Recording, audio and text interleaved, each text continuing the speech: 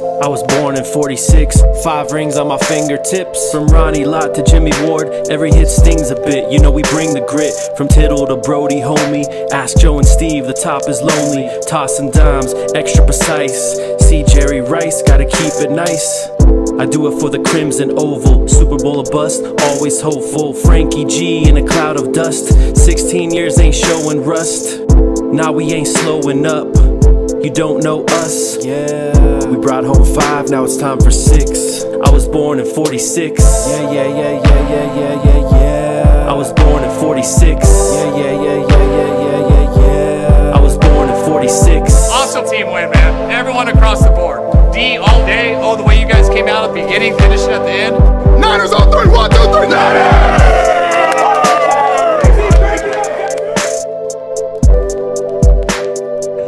Welcome to the first episode of the Born in 46 podcast, baby. That's right. Let's do it, boys.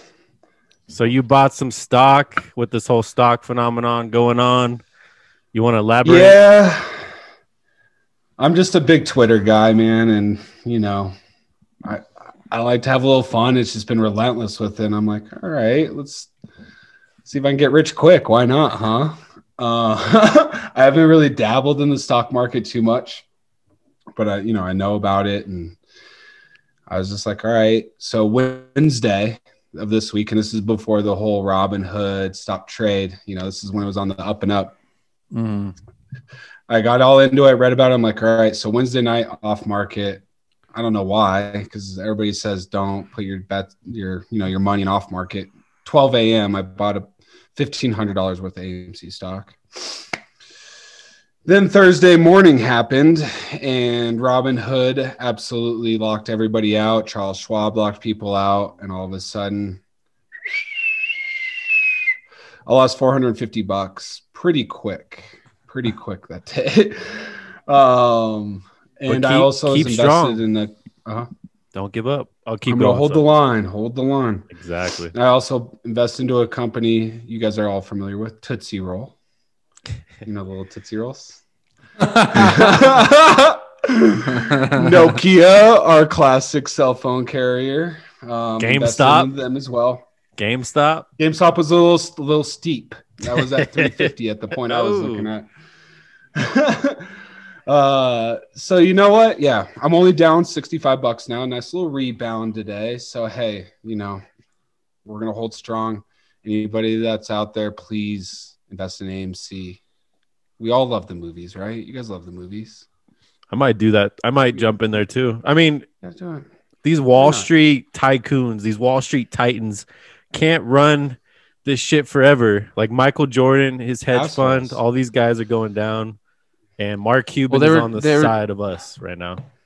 Well, it's just bullshit that they can short sell all these stocks, to build momentum and then shut everything down.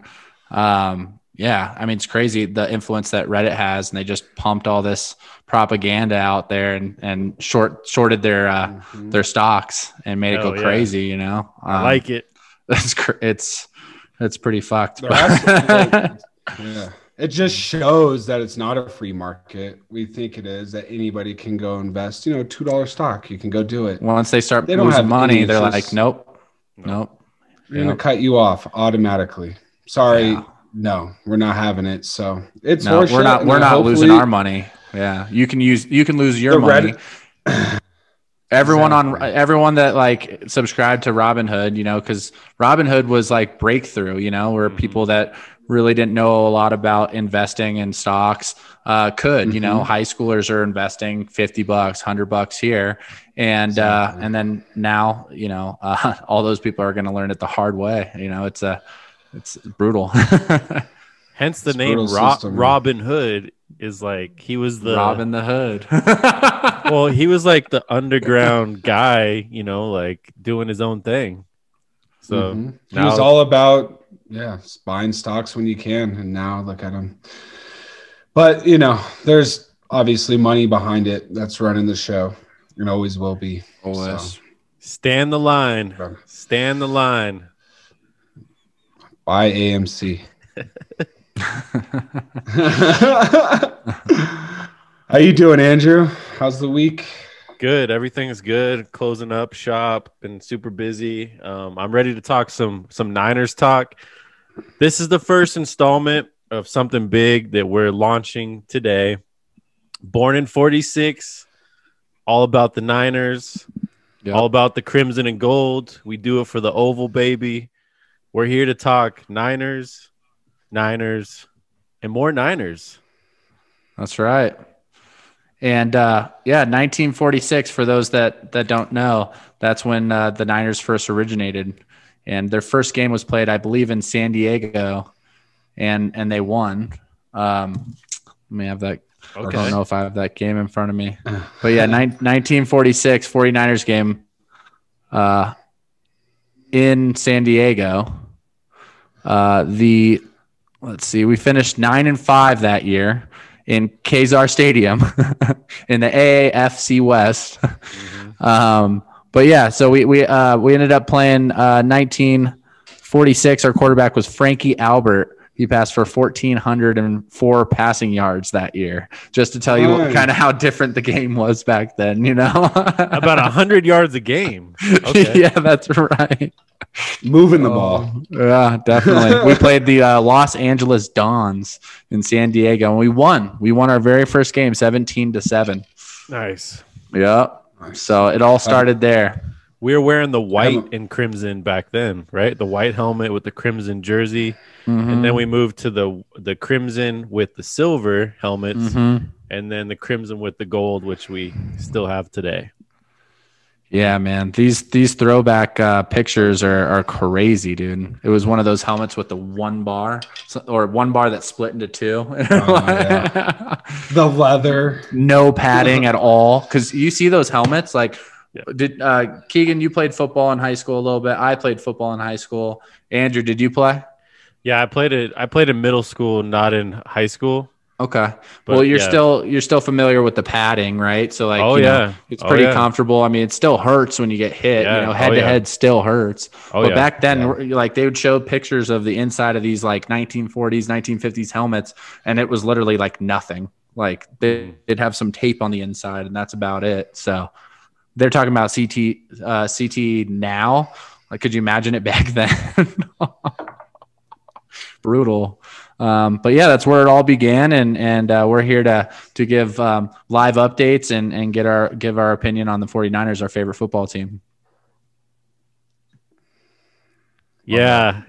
It's the coaches would be like, "Get your ass back out there." What do you mean concussion protocol? Get your ass back in the game.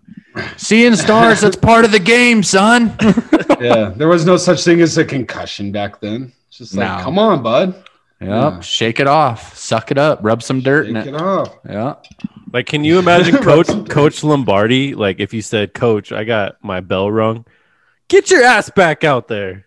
What the hell are you talking about? He's a good player, but he's soft. You know. Can't have guys like that. Oh man, yeah. You miss those players though. I mean, even when we were kids in the 90s, you still had the cowboy collars, that rope that would go around your neck. Yeah. There's only one guy with the collar. Man. What's his name? The linebacker for the Cowboys, blanking on the name. Second year guy. Yeah, Van something, right? Van Esch or Vander Esch. Vander Esch. He still has it. Yep. Old school. So our in high school. So our conference was 4 teams back then. Okay. It was the Chicago Rockets, the Los Angeles Dons, San Francisco 49ers, and who else that won the division or won the conference back then with a record of 12-2, the Cleveland Browns in 1946. Yep. So they're the only ones still around then, huh? Yeah. I mean, maybe the other cities have changed names, but yeah. There's a lot of movement. There's a video on YouTube that shows the history of the NFL and the NFL team names and locations, and it's crazy, man. Back when it first started, because it was like a new sport, so they were trying to get fans to come on to it, right? There was a budget problem in a lot of these cities, so like one year you'd be a fan of, the the Chicago Rockets, and then next year the Chicago Rockets would be, St. Louis Blues or something random, they would just move cities every single year. It was wild.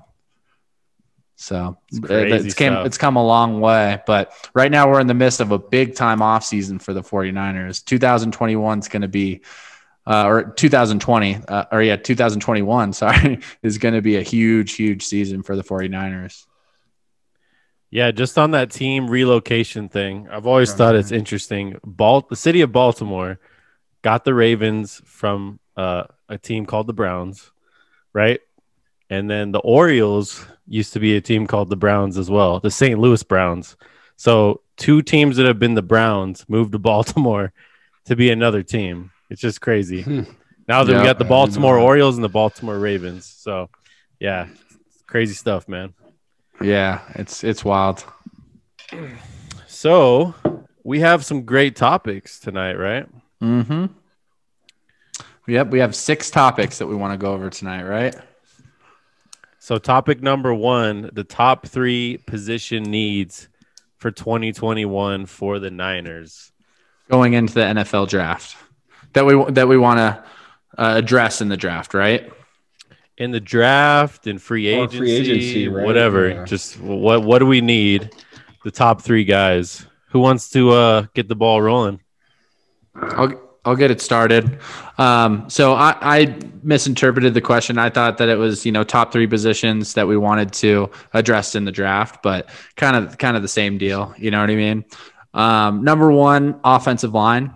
All right. Our offensive line health has always been questionable. I mean, I think we saw about 10 different offensive linemen start last year.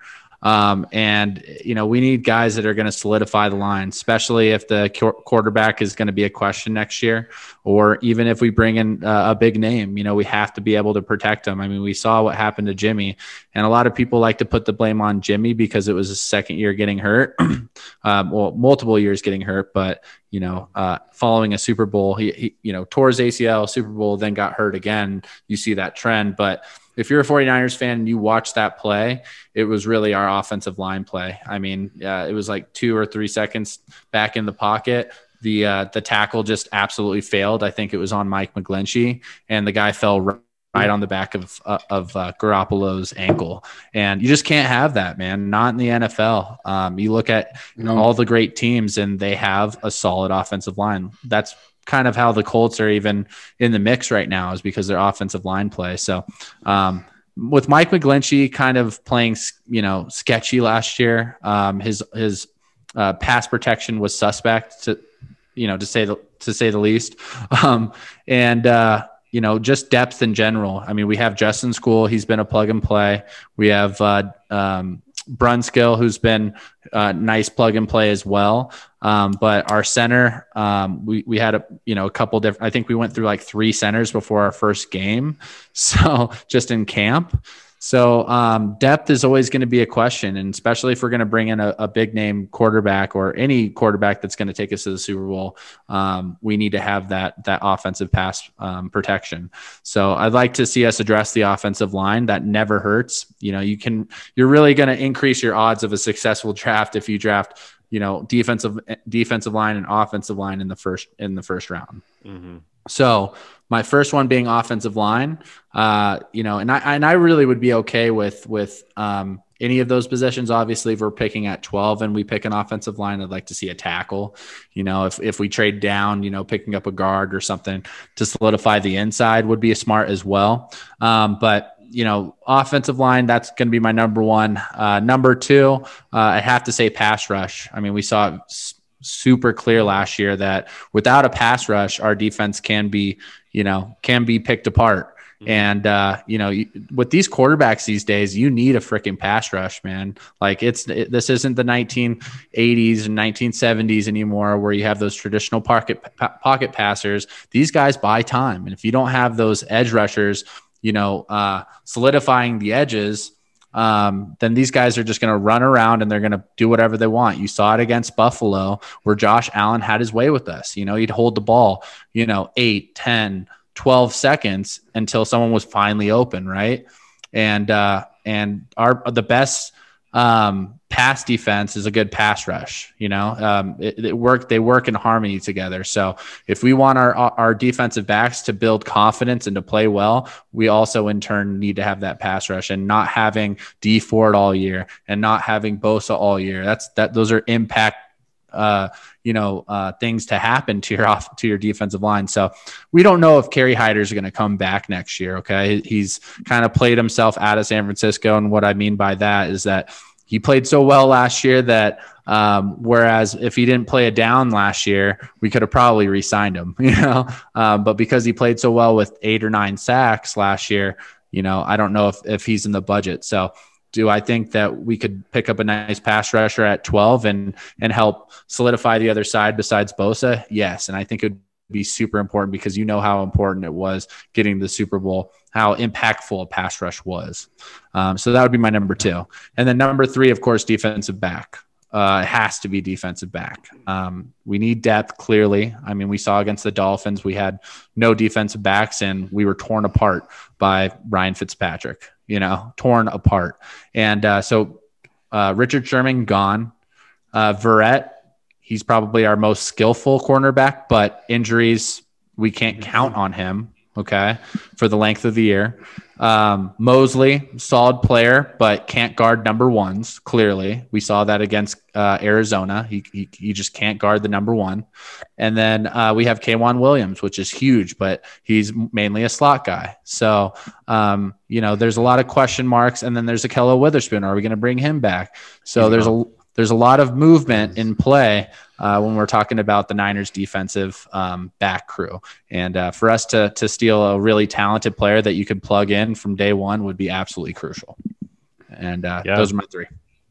Yeah. Beautiful.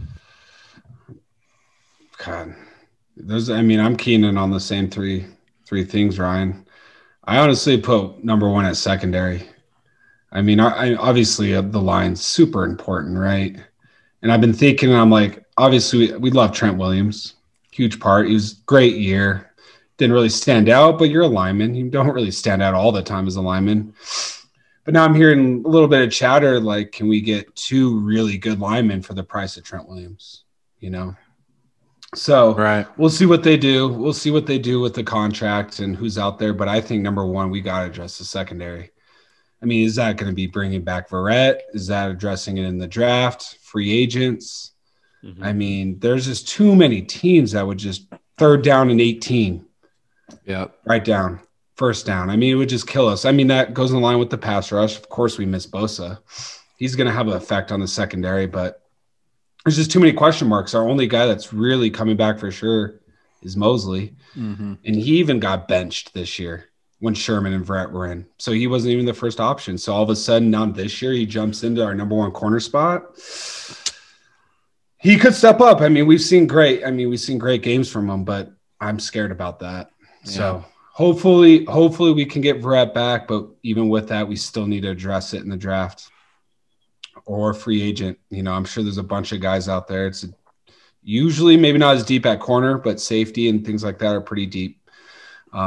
So we'll see what happens with that. And then, we need to focus on the line, whether it be Trent Williams or maybe getting a couple other guys in there. And then Definitely. 3rd, right with you, pass rush. We obviously flaked on, Ford. That sucked. I saw a stat that he made $5 million per sack. $5 million per sack. Wow. we can't have that. He was way too expensive, not durable. When he was in, we were better, but dude, you made maybe 6 games over 2 years? Yeah, it's just not going to happen. And defensive ends are paid the premier money because there's just not a lot of them out there. There's not a lot of game changers out there. There's not an abundance of pass rushers that you can sign. No, that's why if we can address it in the draft, that's huge, And I get that there's risks. We talked about it. KC did it perfect. They got rid of him and got Frank Clark. What a difference he's made. He's been healthy. They made out on that. He's been all over the field. Obviously they probably knew that D Ford was going to be hurt. They knew it. They knew it. They had to. We took the risk and we failed. And now the guy that came in with him, Quan's gone. So we've had a couple busts in free agencies. So, maybe we rely on the draft. We'll see what happens. But we definitely need some help on that defense, especially with losing our coordinator too. But right. Yeah, what are your top three, Andrew? So my number one is safety, with Tart likely gone, and then Marcel Harris, his backup, expected to take on that load. I just don't see that happening. I think. What about Jimmy Ward and Tarvarius Moore? Yeah, I love Jimmy Ward. I love Moore. I've heard some rumblings about Moore. I'm not sure. When is he signed until? I don't know. I mean, he's freed up definitely around next year. Okay, yeah. So I think that, like you said, the secondary is the big issue. So that's why my first two are part of the secondary. So first one for me is let's try to fill that gap somehow with free agency. Let's get a veteran safety, or let's try to target somebody in the draft and the first couple rounds to try to fill in. I think definitely, so we can start covering guys better when the pass rush doesn't work. It's going to work a lot better next year, though. You better be sure that when Bosa's back, that's going to fire up Kinlaw. And 1.5 sacks for a guy that started 12 games out of Kinlaw, like, that's unacceptable, dude. You got to get to the quarterback. So with Bosa right there, I think it'll be better, but I think that secondary needs help. So that leads to my number two, which is cornerback, which obviously you got Sherman, Verrett, all unrestricted free agents. That's big. And just like we were talking about before this, Patrick Surtain, man, he's a can't miss guy out of Alabama. Patrick Surtain Jr. He's a great player. Oh yeah, and K'Wan Williams is a UFA too. So we got three guys who may or may not be there. And Mosley's a free agent too, though. And Sherman's not going to come back. Is Mosley a free agent? Mosley's a free agent. Yeah. I don't think so. I think we got Mosley locked down. But either way, we need help. We definitely need help. So I like filling that with Patrick Surtain at 12, which we'll get to later on in this podcast. But that's my number two, is the cornerback. And then number three, I mean, you guys have all talked about the line, protecting the quarterbacks. I just can't have a guy who's missed 23 games in 3 years as a starter. I'm not counting 2017 because he came in with, 6 games ago? Yeah. And what we won, was it 6 in a row? So that was 5. 5. I'm not counting 2017. From 2018 to now, Jimmy G has missed 23 games, which is unacceptable. Out of, almost more than half the games at this point. Something like that. Like, the health is an issue. And just going through his numbers today, his QBR is way below. It's a bottom. His total QBR, it's way below what a top tier quarterback should be. Like, we'll get into Matt Stafford here in a minute, but I mean, if we have an opportunity to get Matt Stafford, or Deshaun Watson's a pipe dream, Aaron Rodgers is yeah, that's a super pipe dream. But the draft has tons of great talent. Kyle Trask, Mac Jones, Zach Wilson probably won't be there, but there's a lot of Fields probably won't be there. So I'm looking at Trask or Jones as realistic options. So I just think, like, a guy that has a $26 million cap hit next year, he's played 16 games one time, and that was last year. Great run, 27 touchdowns. Or even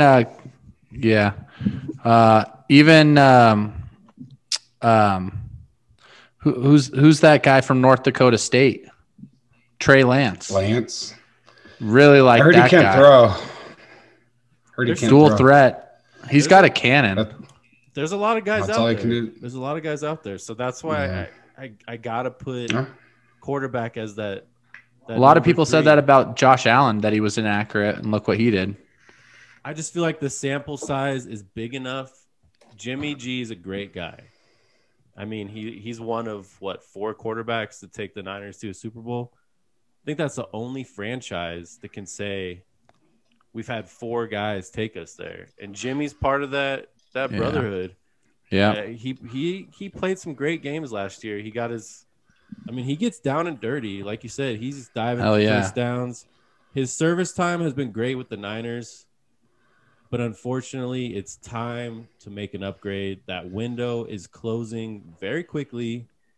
From all accounts, Matt Stafford is available and wants to come to the Niners because he sees that we can win now. When you number 1 on his list. Because Jimmy G's only lost 5 games as a 49er. Only 5. Yeah, but remember the playoffs. He had 200 yards passing in 2 playoffs. I know, but you can't really blame him for that if the running game's dominating like that. You know? Not blaming him, but we weren't like, all right, Jimmy's taking us to the Super Bowl. I was like, no, our run game's taking us to the Super Bowl. Well, whatever takes you there. But yeah, I mean, but they are making comparisons from this Trey Lance to Andrew Luck. Like they're saying that this guy can make all the throws. I don't know what reports you're seeing that from NFL.com. They're saying this guy can make all the throws. Just saying, like this guy's going to climb. Keep your eye on Trey Lance. Not a fan. Well, have you seen him play? Highlights. Objective commentary as well. Along with it.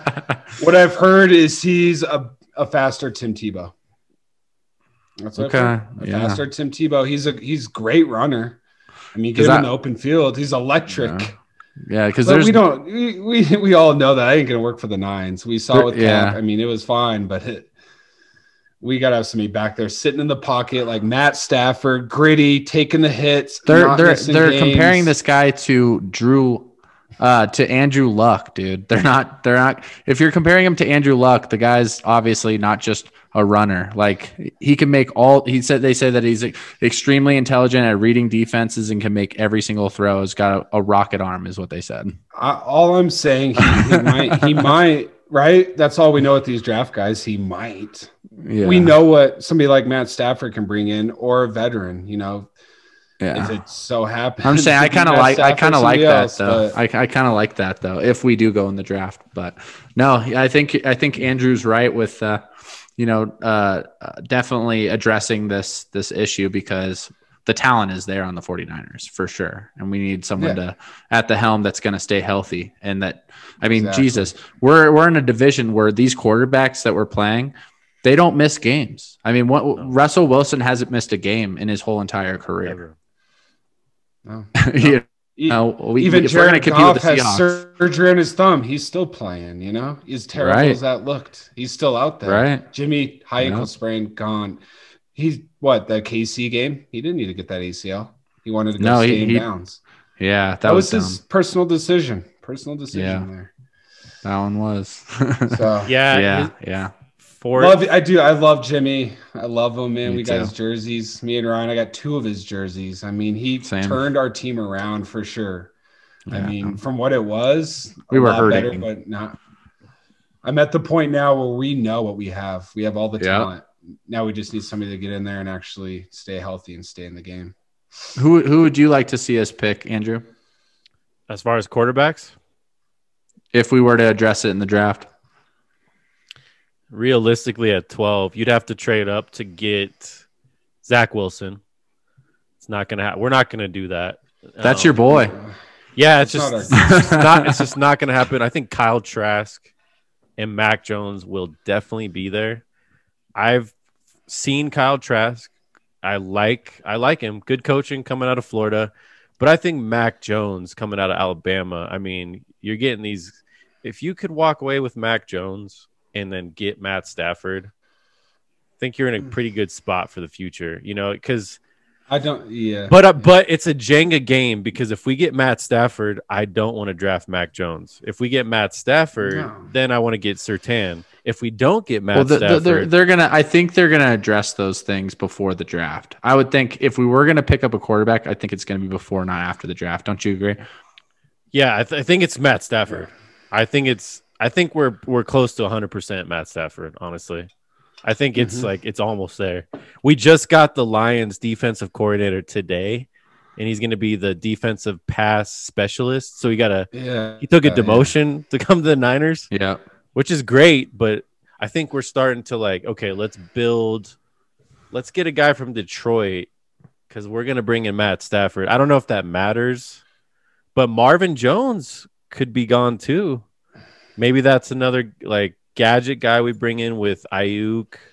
Yeah. And Galloway's a free agent. I think we could do some familiar with him. Yeah, teammate. But how many Lions do you really want on your team, though? Not a lot. I mean, seriously, we'll take one. True.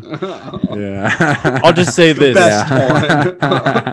the Jaguars sucked, the Jets sucked, but I think the Lions were the worst team in the NFL talent-wise.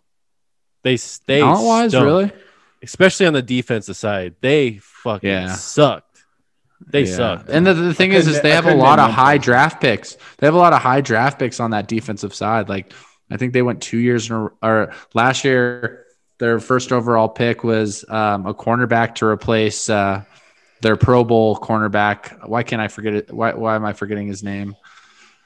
Do you guys remember Pro Bowl player? He plays for the Eagles now.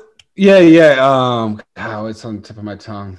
I know, mine too. Yeah. But anyways, they've been drafting a lot on the defensive side, but I think that's why they fired Matt Patricia. It's like, yeah, you're a head coach, but we'd at least expect a defensive-minded coach to put out a good defense.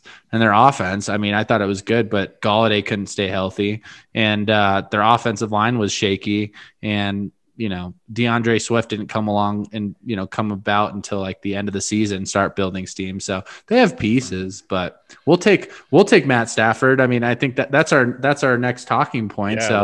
Let's dive into Matt Stafford, huh? Let's dive into Matt Stafford. I did a deep dive today, and there's a lot of stuff that I didn't know. Start us off. And it's great. So if the Lions get rid of him before March 21st, they essentially save $10 million. So you got to think there's a clock ticking. They don't want to eat that $10 million. His cap hit in 2021 is $34.9 million, 27 in 2022. But you'd think coming to the Niners, they'd restructure just because, hey, we got a chance to win here. Yeah. You're not playing. This isn't the Lions, dude. You're not, if you're coming here, you're going to probably take a pay cut. I thought it was 21, Andrew. 21 I think is the base salary, but the cap hit with the Lions. Oh, okay. With the Lions. Yeah, because I was hearing 21 with us as well. I would hope so. I mean, I would think he would want to reach. So we'd actually save money with Matt Stafford versus Jimmy G. That is if we let Jimmy's 26. Yeah. Well, not only that, we saved money, guys, because Jeff Wilson as well, because he's saving money from Jerick McKinnon and Tevin Coleman. We signed Jeff Wilson, which we'll get to later, for $2 million for a year. We paid so good. Jerick. We paid the Jet $18 million guaranteed to do literally nothing. No. To sit on the sidelines for 2 years, and then this year he finally gets Mostert's hurt. Jeff Wilson got hurt in the same period of time. So we were looking at Jerick McKinnon. Oh yeah, and I think Tevin Coleman was still hurt. So we were looking literally at Jet and then Jermichael Hasty, right? Yeah. Right. So rookie. And so all right, this is your time to shine, Jet. And he said he had tired legs. Week 4, tired legs. Hasn't 2 years off the sport, tired legs. And then now you hear it come out. He was actually on a Instagram live with Debo, and Debo was like, "Hey man, you coming back to the Niners next year? You joining us, boy?" He says, "Fuck no." It's like, well then, fuck you, dude. You ain't even getting an offer, Jet. You're not. You're not even a Jet anymore, bro. You're a paper plane. Fly your ass away. You're a paper plane with those tire ass legs, man. I've had enough. Why are we missing? Why are we missing on these guys? D Ford hurt, Jet McKinnon hurt. Yeah, those hurt, man. Those moves hurt. Yeah, they for sure do. But then we also make good moves. Trent Williams was a massive move this year. was a massive move, Definitely. you know? So we make some good moves too. Quan Alexander, yes, his injuries were huge, but you could also arguably say that he was the reason for the development of Dre Greenlaw and who am I thinking of? I don't think so, but I mean, he was the hype man on our team. It was great. We had the hype man. I don't think he did much other than that. Dre Greenlaw learned from our but Dre Greenlaw and Fred Warner both said that they became great linebackers because of Quan Alexander. I mean, the guy had been in the game. He had been a Pro Bowl multiple years. Just because he's hurt doesn't mean he can't make an impact on the team. So yes, he hurt our pocketbook and he barely played. I think he only played in eight games. But we paid a coach pretty much 16. I'm not saying that's a good move, but I'm saying if you're going to take anything away from that, at least he did spark a culture in our defense that was drastically missing for years since Navarro Bowman and Patrick Willis. That's all I'm saying. No, you're right. Yeah. But still, we didn't hit on him. No. I wouldn't say it was a hit, but I wouldn't say it was like comparable to a Jet McKinnon. Yeah. I think we need to hit on our next guys. As far as Matt Stafford goes, though, he turns 33. He turns 33 in February. Yeah, he's 32 let me right run through now. some numbers for you guys real quick. I mean, the Jeff Wilson thing was just because that's another way to save money besides the Jimmy G. So, I mean, there's some cool stuff with Matt Stafford. He's completed almost 63% of his passes through 12 years. He's only 32. We're kind of looking at like a LeBron type guy who he plays a long time, but you look at his age sometimes like, oh, he's only 32. Okay.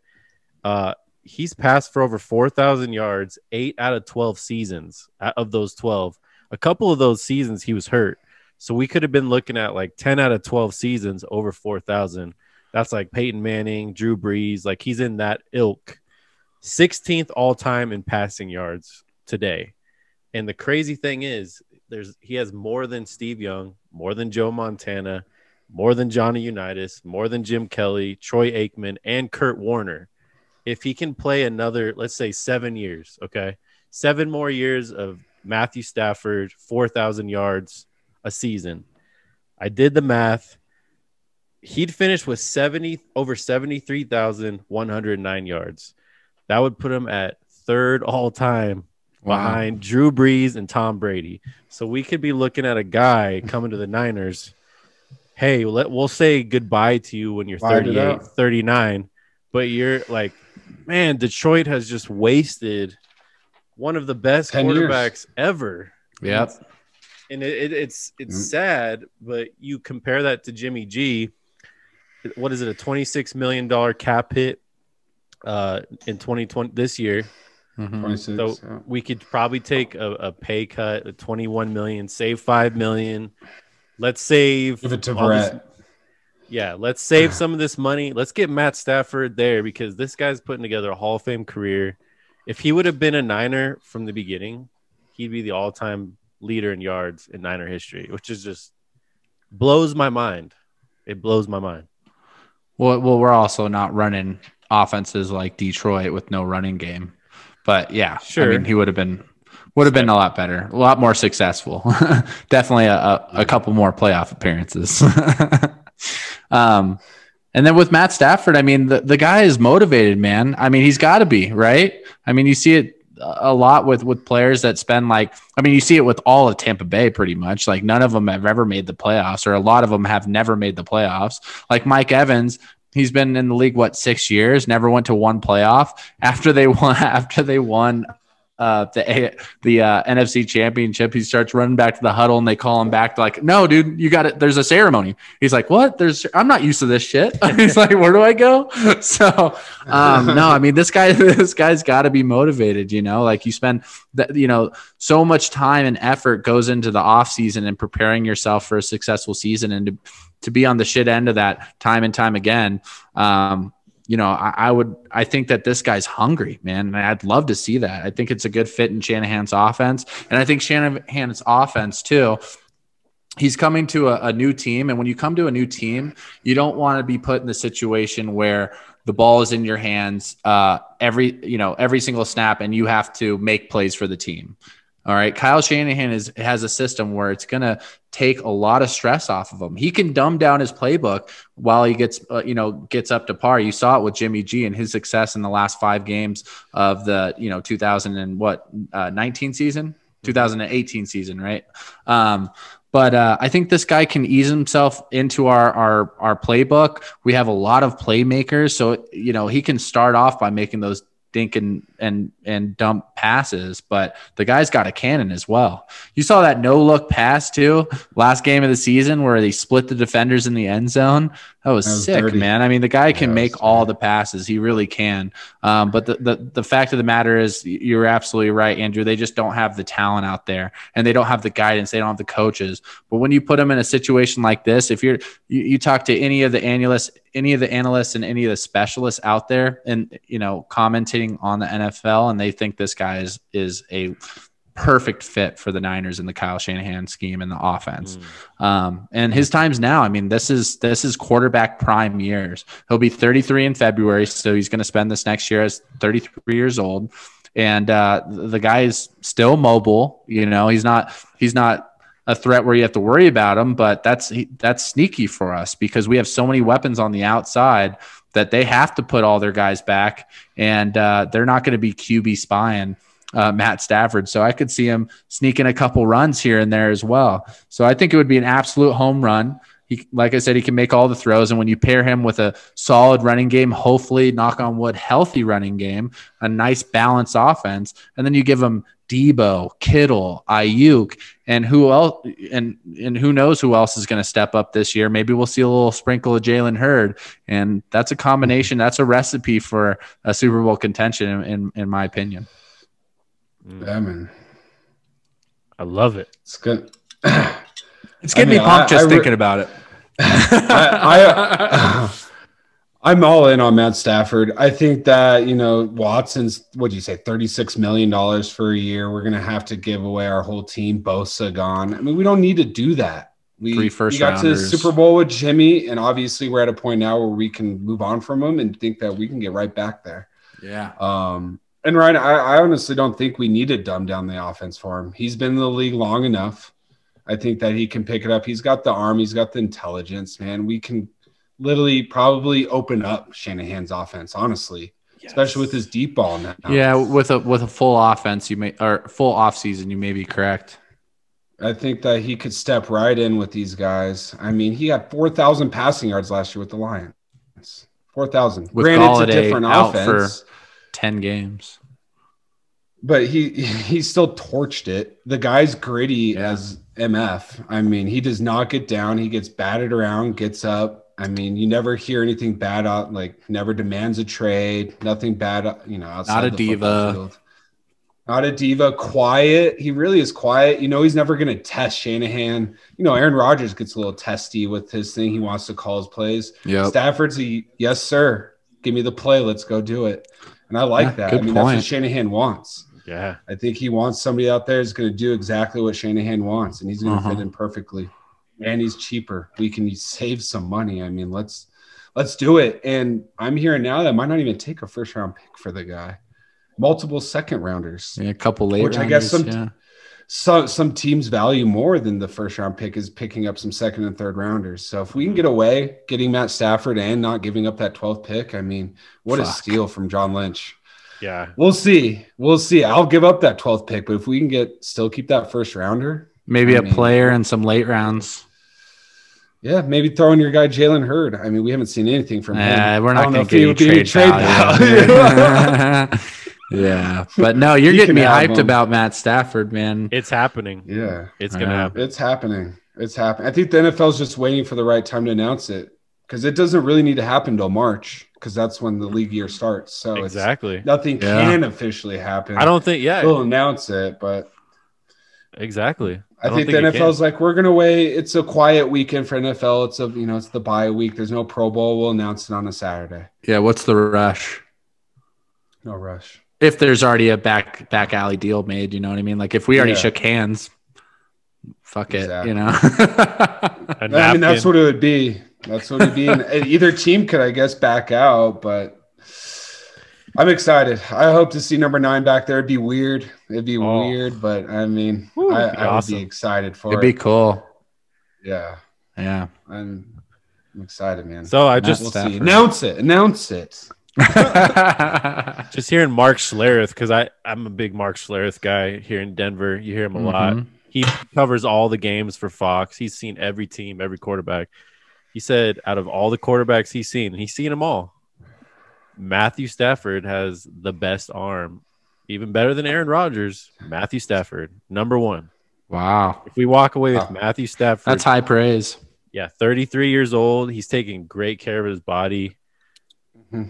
Man, Keegan, you're a big numbers guy. The number has to look clean on the jersey. At number 9, dude, come on. That's weird. I don't know. What quarterback can you think of that's worn 9 off the top of your head? Drew Brees. Okay. That was quick. That was quick. All right. Other than Mr. Brees, I can't. You don't like number 9, dude?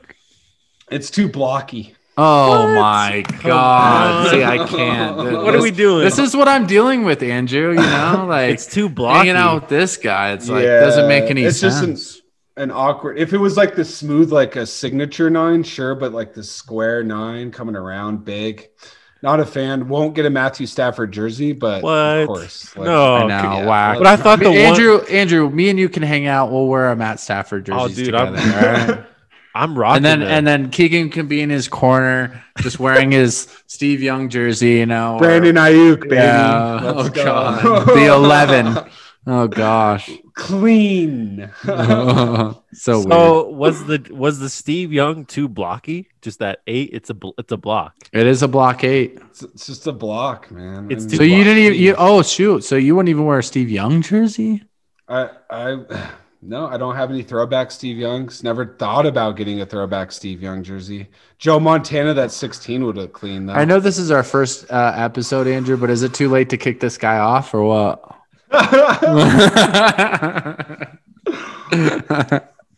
No, I saw him rocking the Frankie G in his video back in Frank Gore, baby. Yeah, that was my jersey, man. That looks clean. 2-1, baby. I love the signing. If it happens, I will buy it that day. I will go buy it. I mean, it's hard because I've been Matt Stafford. Yeah, I'll buy it but like NFL.com, they lag on this kind of stuff. Like they still have a Jared Hayne. The Hayne plane. He never played a down of NFL. He is on. Yes, he did. No, he didn't. He got played. Jared Hayne. He did. Yeah, are you talking about Are we talking about preseason or regular season? I'm talking about. He suited up for the Niners. I'm talking about he did. regular season football. To be honest with you, I do remember it being preseason game. That's it. I love. He played 8 games. He played 8 games in his career. 8 professional games with the Niners, and he had 8 rushes. That's or 17 rushes. 52 yards. That's more than D Ford played. I mean, I love 8 games. Jared Hayne. I love Jared Hayne when it was happening. He was fucking awesome. It was awesome. Well, it was a spectacle, but yeah, I mean, literally 8 games. He started 1 game. He rushed 17 times, 52 yards. Him and Bruce Miller were a problem then. Bruce. I liked Bruce before he started hitting women. Old women. Or ladies. Yeah, ladies. Anyways, I think we're all in agreement. Matt Stafford put on the Niners jersey. I think we're going to end up cutting Garoppolo. I think he's just going to get cut. We're going to do him a cutting? favor. Yeah. Yep. Dude, hell no. Cut. I don't see us cutting him. I think so too. I think that there's plenty of takers. No, I think that the Patriots would be suitable. Like, they'd be great suitors for him. They know what he is. No, they know he's not. He's breakable. Dude, he is a 23-5 quarterback. All right. There's plenty of teams that would take chances. You know that quarterback is the highest position out there. Yes, it is. Quarterback's the highest position out there. $26 million, Ryan. You're also picking up. If he stays healthy, but if he stays healthy, what do you have in Jimmy G? you have a winning quarterback. If they're not going to take that $26 million risk, if they're rebuilding the Jets, this is our first podcast. This is our first podcast. If anything happens to Jimmy G besides him being cut, you owe me $100. If he gets cut, I will pay you $100. Deal? Ooh. Deal. Easiest 100 I ever made. He's getting cut. It's a $2.5 million cap hit. No. If he gets cut, I'll pay you $100. And that's there fine. you have it. Take them out. Yeah. No, I mean, look at the rumor mill, dude. The Patriots are all about this guy. Not for 26 mil. Yeah, they're all about this guy, dude. Yeah, I don't think they paid 26 mil for him. They paid Cam Newton $1 million. You think they paid for Cam Newton? No one's paying for Jimmy Cam G $26 million next year, dude. We might be. Oh, I hope not, dude. I hope not. That's too much. We might be. But no one else wants to. We're walking a tightrope there. Like Matt Stafford, he's missed a couple games here and there. But we're not talking about a player coming off a torn ACL. We're talking about a high ankle sprain that is fully healed right now. All right. There's teams out there that would take a high caliber quarterback like Jimmy G in a heartbeat for 26 mil, right? It's 2021. 26 mil isn't breaking the bank for a quarterback. Well, hey, along those lines, Jimmy though, G, it is. Ryan, let's roll with that take, though. Let's roll with that take. So what are the teams? Let's just go through. I'm interested. Yeah. I mean, those that would probably be interested that aren't, going to select a quarterback in the draft, or that would be like later picks, would be the Patriots. I could see possibly maybe being a stretch, but it would fit the mold of their history, would be the Broncos. Okay. Because they're constantly picking like older veterans. Okay. And Jimmy G's not as old as Joe Flacco and some of the other quarterbacks they've been. Who was the other guy before Joe Flacco? Case Keenum. Case Keenum. But no, I mean, the Broncos with all that talent, they'd be suitors. The Patriots would be suitors. Let's see who else. And I'm just coming straight off top of the dome. I think he's getting cut and being signed by Chicago, going back home. Chicago maybe would be suitors. I mean, there's a lot of teams they're not going with Trubisky next year. Yeah, the Bears. Thank you for that, Keegan. Exactly. I think the Bears would be suitors. There's multiple teams out there. Who else? I mean, maybe even Carolina. I mean, Bridgewater doesn't seem like he's going to be a breakout player. You know what I mean? He's on thin ice right now from all the reports coming out. Yeah, he's definitely on thin ice. The coach made it seem like he's on his way out. They're done with him. Yeah. So, I mean, there's a lot of teams out there. And so, yeah, whereas Sticker Shock may shock us because it's close to home, teams are willing to make those chances, bro. You know, they see a quarterback that took a team to the NFL that makes smart decisions and that's a high ankle sprain away from completing the season this year. I mean, literally that was not his fault. The ACL, yes, that's a dumb decision, you know. But the high ankle sprain. He can't throw the ball deep, dude. I mean, there's just problems with him besides not being, available. In-game problems. How many times when we're down at our buddy's house watching the game, he's just like, always guaranteed Jimmy one dumb throw.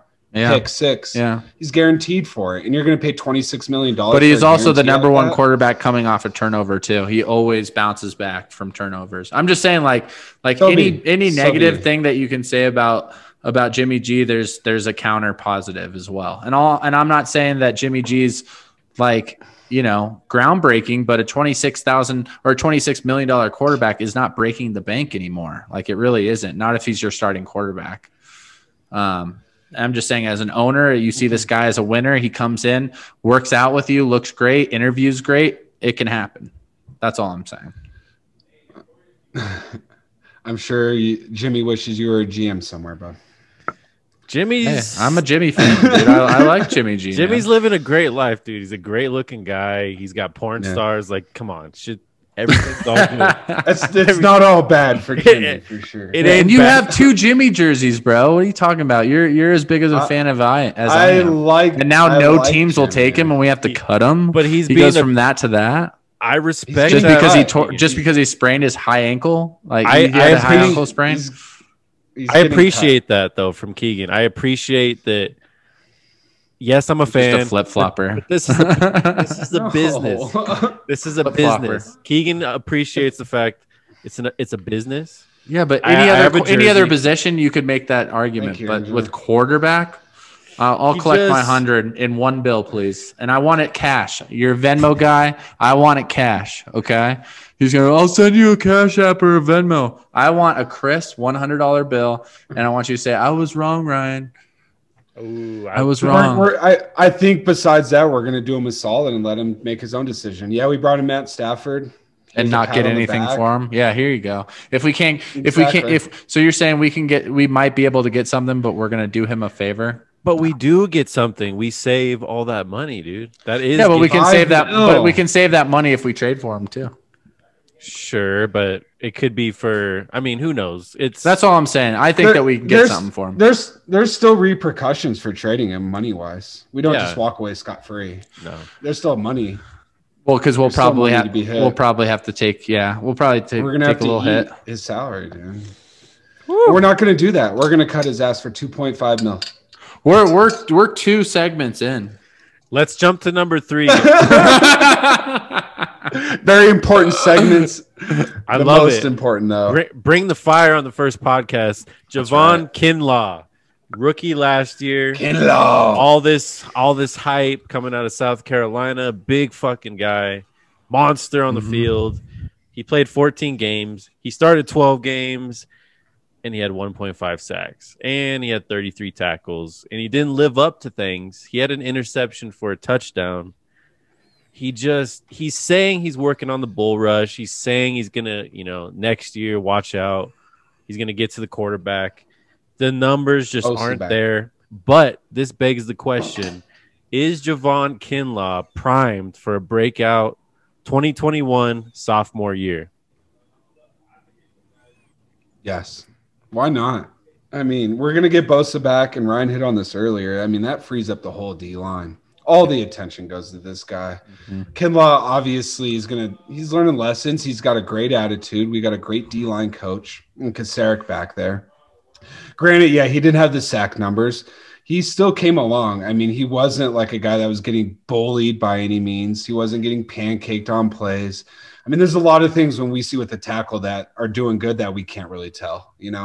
He's plugging holes that we don't really see for Fred Warner, who just had an all-pro season. I mean, he's doing things that, granted, aren't star where he's dancing after it, but he's making plays. He's obviously got the body for it. He's got the motor for it. We see him chasing down balls all the time.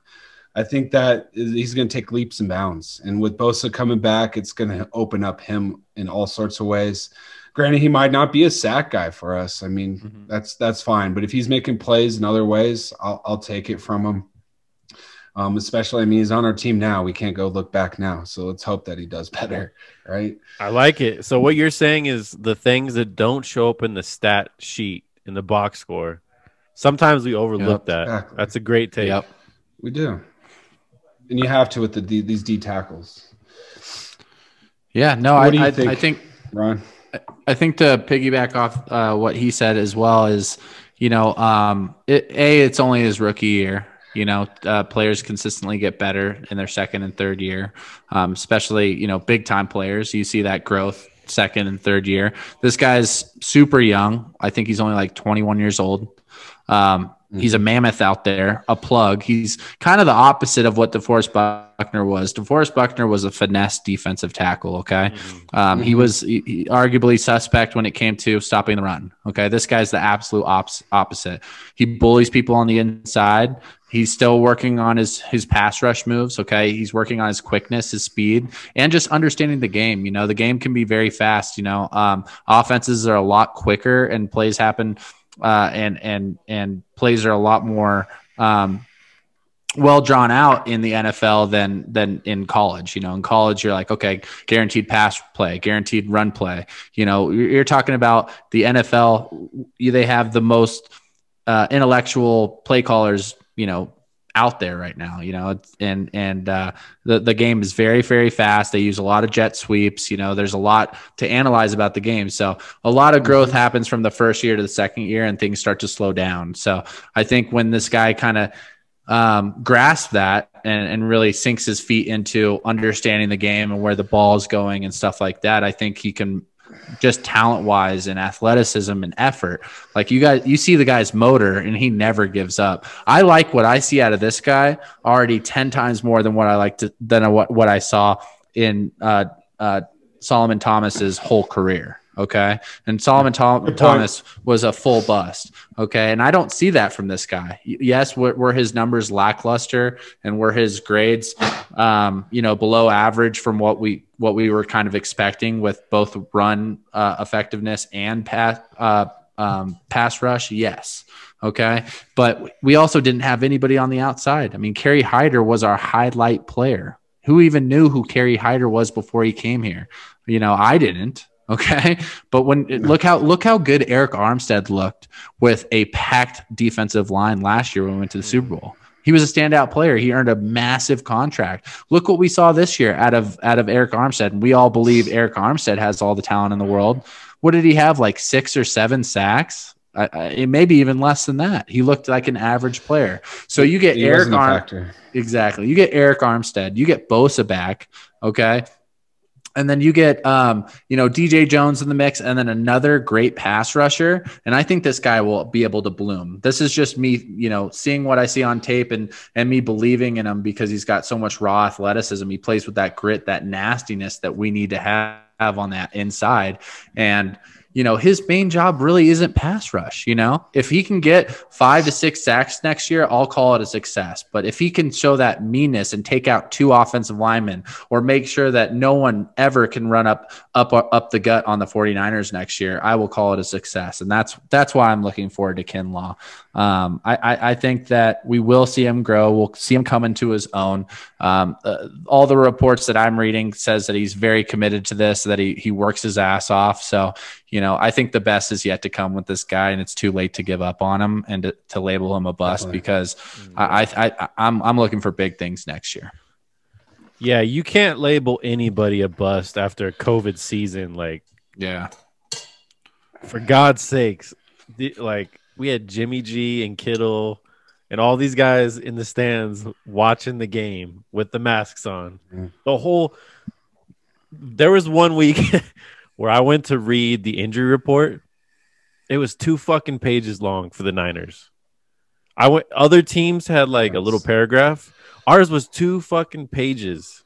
Yeah. It was ridiculous. It has to be the longest brutal years for a Niner fan. Yeah, the longest injured reserve list in NFL of all time. But I don't easy. I don't think Kinlaw was on that list. He wasn't on the list. He played 14 out of 16 games. He played, 14. but I'm just saying played. You can't expect success from him jumping into a situation where a team that went to the Super Bowl is gutted. Right. No Bosa, no Jimmy on offense, no Kittle. The list goes on. Wasn't Sherman hurt for a while? Mm-hmm. I mean, everyone took the everybody turn. Was hurt. 6 yeah. weeks. We had River Craycraft was against the Packers. Was the wide receiver one. Again, that was okay. And that was prime time, Thursday night football. That was the biggest joke of a game in NFL history. Biggest fucking joke of a game. So Kinlaw, I'm not putting anything on this guy for a COVID year. If anything, he's going to learn from this and be like, shit, it's never going to be this bad. Yeah. He 5.5 sacks from the guy. Like you said, I call it a success because what doesn't show up in the stat sheet, those run plugs, I mean, that's going to pay dividends. When you're stopping guys at the line of scrimmage, I don't give a fuck if you have or even taking sacks. Double teams every single play. Yeah. Like if you can count on this man to take on 2 offensive linemen so that our playmakers can go one-on-one and our linebackers can come in, I'll be happy with this guy. Yeah, because there's not enough consistency with the defensive tackles in this league. Like he could be a big piece to our puzzle in the defensive side. And you got to think with Bosa back, that's going to make his life a hell of a lot easier. So seriously, yeah, you'll get quarterback stepping up into the pocket right into him. Yeah, exactly. Yeah, it's going to be a big fucking breakout year. I'm thinking Pro Bowl. If The sacks might not be there, but from what he says, I slipped on my pass rush. That's not who I am. That's the report I'm reading. That's not who I am, guys. I am a guy who can bull rush. So what you saw from me in 2020 with a fucked up team, a hurt roster, that's not me. So what we're going to see in 2021 is a breakout. We might see a guy that adds 10 pounds of muscle on that big ass frame already. And it's just trucking guys at the line of scrimmage. I love it. I love a breakout. Me too, man. I can't wait. All the bullshit we've been through in 2020, add on the football team, like we said, it was a joke. 2021 is going to be amazing. I hope. Better be, man. Which brings me to the next topic that we alluded to earlier in the podcast. This guy is saving us a butt fuck load of money. And he's a great player. According to PFF, since 2018, he has the 7th best rushing grade when in scoring position. He lights up the stat sheet with touchdowns. We saw the game against Arizona. 61 yards rushing, just fucking looking like a stud.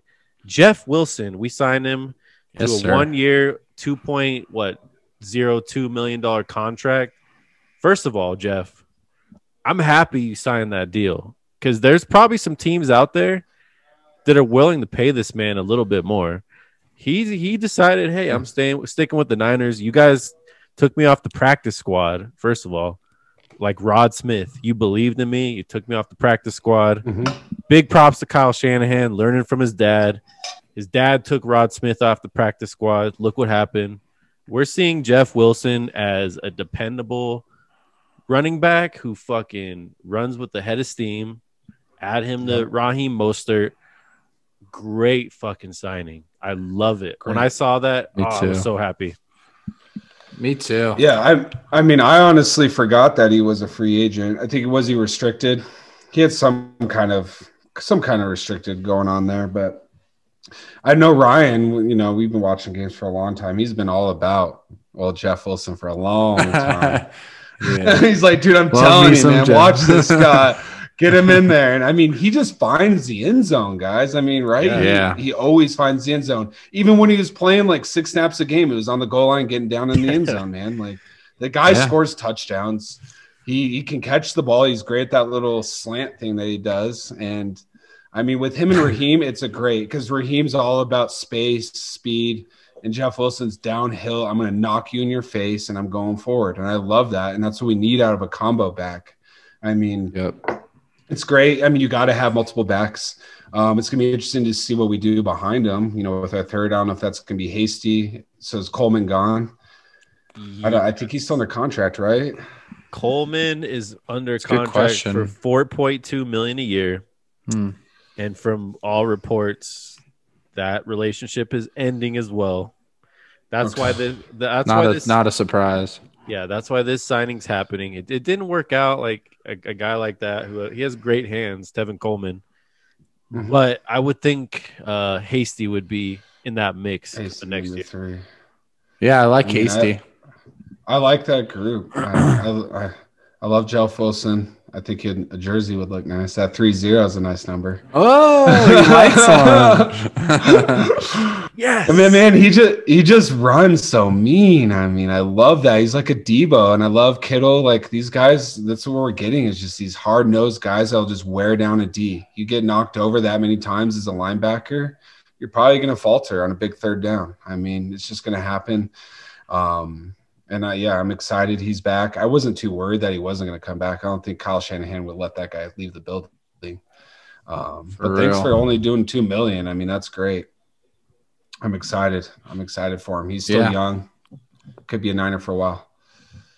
I agree. I think with Jeff Wilson, one of my favorite things that I read about over the course of the season was an article that was posted about Jeff Wilson, about his pregame rituals, and that Jeff Wilson goes to a dark place before the game. And all of his teammates know it. And I thought it was so cool because it's fitting, right? Like we saw it time and time again. We're like, damn, this guy runs. He runs a little different than these other running backs, you know, like they feel those hits, you know, like he runs with aggression. So when I saw this article come out, it totally made sense. I guess it's about like 30 minutes before the game starts. So, you know, they do the warm-ups and they go and they start getting, you know, their pads on, they get ready. And all of a sudden, like the personality, there's a switch. And all his teammates attest to this. And they say that he goes and he switches to a different personality. Because I guess on the daily, he's like a happy-go-lucky guy, you know, nice and stuff. But right before the game, there's something that switches. And he said he's done this since high school. And it's made him feel more in tune with the game. But he totally like blacks out and he gets into this really like dark place mentally. And it's very mean. He blocks out everything else, and all he sees is his goals, and he'll do anything to get to where he needs to get to. And it totally makes sense. Once I read that, I was like, damn, like that's awesome, man. It makes sense because that's how he runs. And for those that are tuning in that don't watch the 49ers, like keep your eye on 3-0 running back for the 49ers next year. And he's fun to watch. Kind of reminds me of a Chris Carson a little bit, because he can catch the ball, but when he runs, man, like you feel it, like he puts that impact on those hits. And he makes big plays in big games. You saw it against Arizona. He's attracted to the end zone. He'll get you those 5 yards. He'll get you those 10 yards in big time moments too. 2019, he had 2 games in September.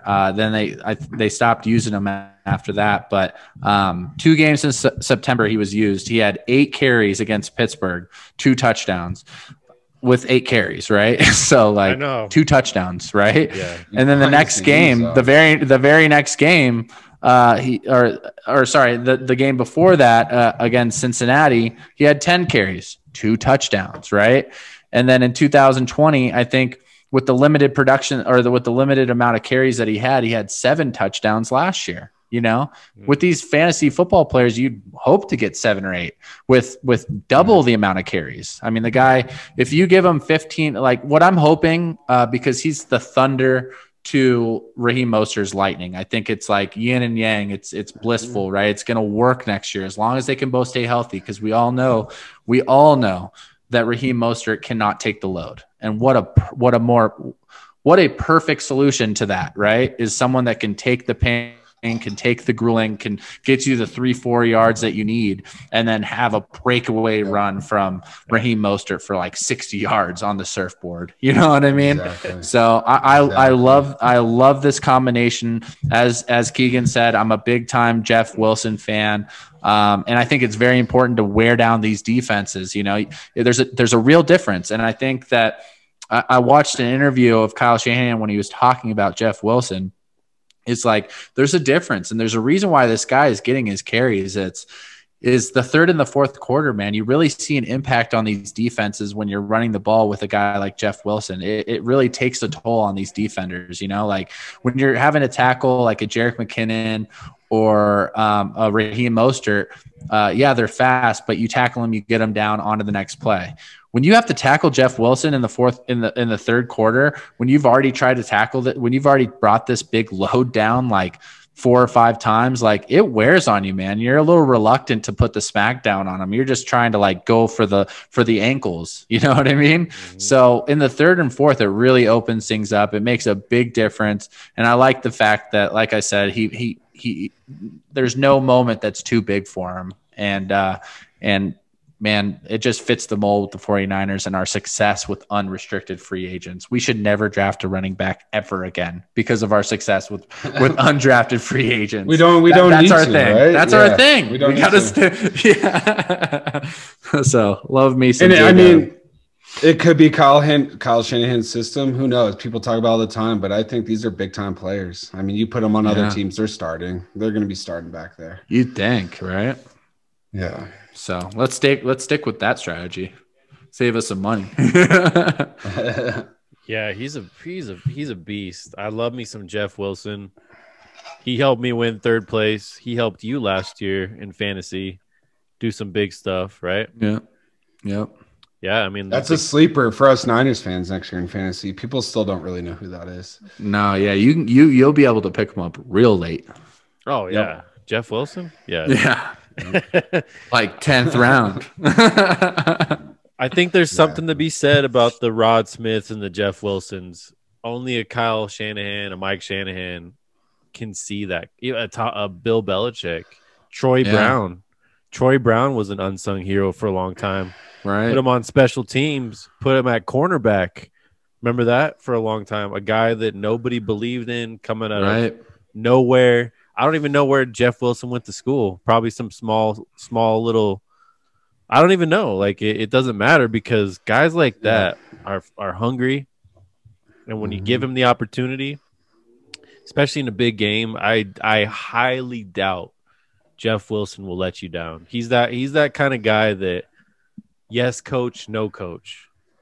Those are the guys that play for Shanahan's. Good old coach, boy. no coach. Yeah. That's going to go far with this team because this is a team. This is not a collection of pros. This is a team, and Kyle Shanahan specifically wants it to be that way. Yep. He went to North Texas, so you're exactly right. There you go. Yeah, see? You found him from North Texas. Awesome. Yeah. All right. 25 years old, though, man. He's ready to grind. Perfect time. Perfect time to and he's 6 foot, only 213. The guy runs like he's 240. You know? Yeah, 213? Yeah, dude. He weighs just as much as me. 230. Yeah. Me and Jeff Wilson are the exact same size, except he's all muscle. Yeah, yoked. Yeah, exactly. He's not wasting any of the weight like I am. I love the Chris Carson comp. He's I can see it in the way he runs, and a lot of people don't know about Raheem Mostert. This guy, when he's healthy, man, fastest running back in the NFL, guys. Just so you know. Yeah, like, he literally. He hit the top 2 highest miles per hour. Yep. I think I snippeted it on my phone. Just ball carrier, like, not even just running back, just ball carrier. Just all players that carry the ball. Fastest ball cart. Tyreek Hill, slow. Fastest ball carriers, next gen stats. Okay, this is 2021. Number 1, Raheem Mostert, 23.09 miles per hour with pads on, with the ball in their hands. Yeah. Okay. Like put that in perspective, 23 miles per hour with full pads, a helmet on, cleats, and a ball in your hands. Okay. Number 2 last year, fastest, Raheem Mostert, 22 miles per hour, 22.73. Okay. And then you have Kenyon Drake, Jonathan Taylor, Tyreek Hill, and others, but number 1, number 2 is Raheem Mostert. I mean, the guy is, you don't hear a lot about him, and I think that if he puts a full season together, it's going to open some eyes. He will. I don't think any of us are doubting Raheem, even though we're talking about Jeff. I mean, we know what we got Raheem Mostert, and he's one of those other guys, like you said, restricted free agent, special teams guy. Yeah, comes in there, shows his due, man. I mean, I love it. And those are the guys you want. You don't need Le'Veon Bell. I know we talked about that a couple of years ago when he was a free agent, or a year ago. I mean, I'm glad. I know, and all these 49ers fans were all about it. Could you imagine? Yeah. That would have been a bad move, man. No, he probably wouldn't be on our team anymore. We'd be cutting his ass. We have Raheem and Jeff Wilson still being they're better than him. Yeah. So we find these running backs, and I mean, it saves us a ton of money, obviously. And let's stay with that. Stay healthy next year. Let's roll with the guys we got. I love it. Moving on to the next topic, I'll throw it to you, Keegan. The 12th pick in the 2021 draft. April is right around the corner. I'm sure we'll be in the commissioner's basement once again, seeing his bookcase in the back, and all that good stuff. So, what do you foresee for this 12th pick? Do we trade it? Do we keep it? What are we looking at in this next draft? Well, I guess we got to see what happens with Stafford first. Are we giving up that 12, right? If we don't, let's go. I think we got to go defense. I think I need to look at the draft a little bit more in depth But somebody that you mentioned earlier, Andrew, is one that I wrote down is Patrick Surtain II. You say Surtain is his last name? Yep. Alabama boy. I mean, these guys come out and they're ready. I mean, these guys are locked down. I'm sure he's tested constantly in the SEC. I mean, LSU, Florida, they all have big time weapons. And this guy, from what I've heard, is just not giving up the plays, not giving up the yards on these guys. We need a corner, guys. We need a corner. I'm going to be interested. We'll do a little bit more studying on the cornerback draft class, but anytime you hear Alabama, #1 defensive guy, I mean, bring him on board. That's 100%. When you're getting somebody like that, he's a day one starter. Obviously, he doesn't need to be somebody that's back there, needs to learn or sit back. He's someone you put out there right away. Plug and play. If we have our quarterback filled out, I mean, let's go corner. I don't know if there's a stat for this. I'm sure we could look it up. But when's the last time we took a cornerback in the draft? I can't think of anybody off the top of my head. In the first round. Yeah, in the first round. First round corners. No. Can't think of any. I know we probably wanted some. I wanted Patrick Peterson more than anything. I mean, there's years where I wanted corners and we just don't go that route. Yeah, like the last one that I was like, the last couple that I was like, yep, I would do the same. I'd pick a top 5 cornerback. The last 2 would be Jalen Ramsey and then Denzel Ward. Yeah, Denzel Ward. And they panned out. What these guys are doing. Yeah, these corners pan out. Usually these day one guys hit, man. I mean, they really do. I mean, Mika Fitzpatrick was a corner coming out. Now he's a safety. I mean, you can move these guys around too. You can find the position for them. Well, Bama kind of played him in a hybrid role. Ready. I think he played both. Alabama did both. I mean, either but another way. Alabama DB they're flexible. Alabama DB. I mean, these guys are born hitters, born pro style defense. Yep. So I really hope we go corner, and I really do trust whoever we pick, guys. But I could also see us just going D line again. Honestly, I really could see us going edge rusher. One of the guys out there, I'm sure we'll look at it more as the draft gets closer, but we need to get corner. We need to get some corner help. Yeah. What you got, Ryan? So with the 12th pick in the NFL draft, I didn't really look into trade up or trade down scenarios just because it's all up in the air, especially with Matt Stafford, right? Like, I could see us making some movement if we were trying to make a quarterback play. But if Matt Stafford is our guy, and we do stay with the 12th pick, it'll be interesting. It's a good spot in the NFL draft. I really like offensive line. Obviously, there's Rashawn Slater from Northwestern. He's real raw. And then there's a Christian Darrisaw from Virginia Tech that I like a lot. But my #1 draft crush that would land in the 12 spot, that I think could land in the 12 spot, would be Gregory Rousseau from Miami, from the U. All right. Okay. The guy is 6'7", 265. I like how you had to do the logo, like, just so you guys know. It's the U. Don't get this shit confused. Not Miami of Ohio. This is the U in Florida. That's right. The U. The guy fits the mold, man. Huge pass rusher. He opted out of 2020, so you're not going to see any highlights from that, which could be helpful, right? Because the guy's just working out, and he's working out. He wasn't taking a lot of beatings. We're not dealing with any nagging injuries. He's 100% fresh. 6'7", 265, fits the mold. Fits our mold for sure. He's a redshirt sophomore. Okay, with that only played 1 year. All right, he's long. And he had 15 and a half sacks in 2019, 2 forced fumbles, and 19 tackles for loss. Damn. The guy is an absolute stud. He's a playmaker. Fits our mold, like I said, and I'm super, super excited about this guy. I feel like any team that gets this player is gonna really be happy. He's raw right now, especially because we've only seen 1 year from him. But a lot of people were saying the same goddamn thing about Aldon Smith, and look what happened there. You put this guy on the opposite side of Bosa, man, we're going to eat. And you're talking about all those issues that we have and question marks that we have in the backfield, defensive backs.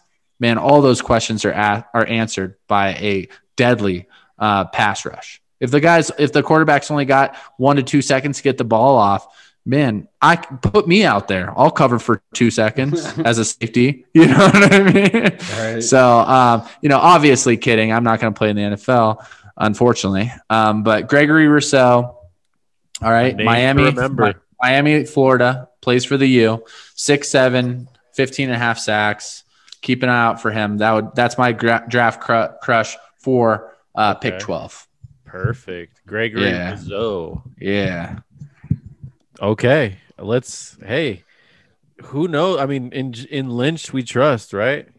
Yeah. Last year, we're watching the draft. We're all texting each other. Oh, shit, we traded down with the Buccaneers. They took Tristan Wirfs. Fuck. Okay, let's get CeeDee Lamb. Yeah. Oh, shit, we passed on CeeDee Lamb. I'm sitting there fucking pissed. I'm livid. Sam. Because CeeDee Lamb on my board was the guy. Yeah. Then we go ahead and later on get Ayuk and this guy. We're like, who? Who? In Lynch, we trust. Yeah, I would have never thought, like, you pass on CeeDee Lamb, you get Brandon Ayuk. Kinlaw hopefully evolves into something. So if we trade up, if we trade down, let's just like the stock. Let's not flip out. Let's take a breath. Let's take a breath. Hold. John Lynch has our backs. I would love to see Patrick Surtain as well. And this is all like a Jenga game. If we don't get Stafford, guys, we might get Deshaun Watson. Like, I know we're not talking about this a lot in this podcast. There's a really good possibility we get Deshaun Watson too. Like, don't think that can't happen. Okay, I just want to throw that out. Yeah, that is true. Like, we really could get Deshaun. This is not like imaginary. He really, from what I've read, would love to be a Niner because he sees the team. I think every quarterback around the league looks at our team and they see Jimmy, and they're just like, hey, throw me in that situation. I can make that throw with that defense. Like, I can do that. I don't think it's out of the realm of possibility we get Deshaun Watson. Realistically, we probably do get Matt Stafford. If we don't get those guys, that's when I start looking at Mac Jones. That's when I start looking at Kyle Trask. I'm not sure if there's this quarterback for Louisiana, like the Raging Cajuns, Levi Lewis, left-handed running quarterback. Not sure if he's going in the draft. That's a guy that he's a sleeper. There's a lot of great quarterbacks. Trey Lance. But just like he's coming out of North Dakota State, the Bison, right? Yeah. North Dakota's. Yeah, I mean. Yeah, North Dakota. Shout out Carlos Same thing as Carson Wentz. Yeah, shout out Carlos Wentz. Silos. There were a lot of questions with Wentz in 2015, like, hey, is he playing the elite competition? Why is he playing Division II? I'd be interested to watch a little more tape on Lance to get my feel from it. But I think you won't like it. Either we orchestrate a trade.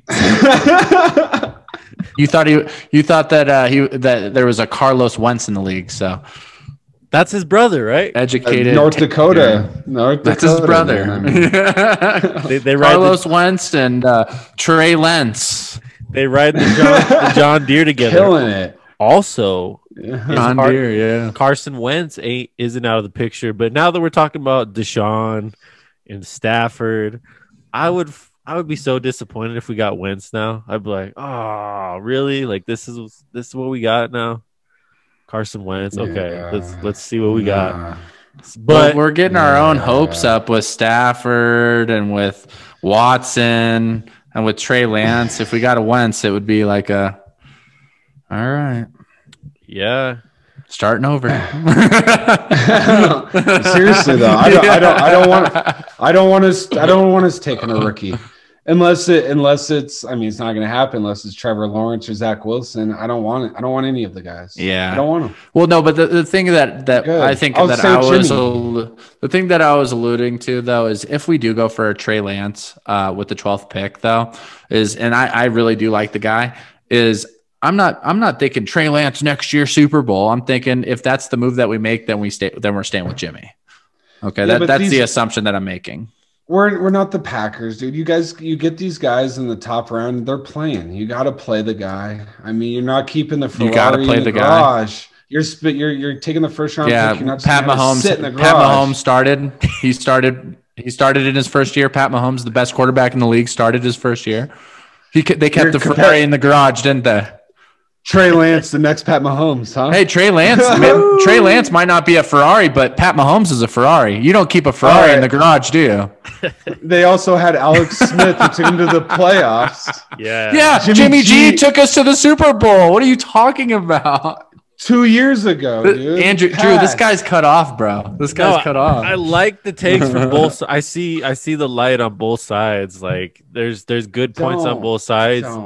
Jimmy's this is a really tough one to solve. It's a tough situation. Like you don't see a guy who takes a team to the Super Bowl the next year have all these issues with injury, and then we're talking about get rid of him.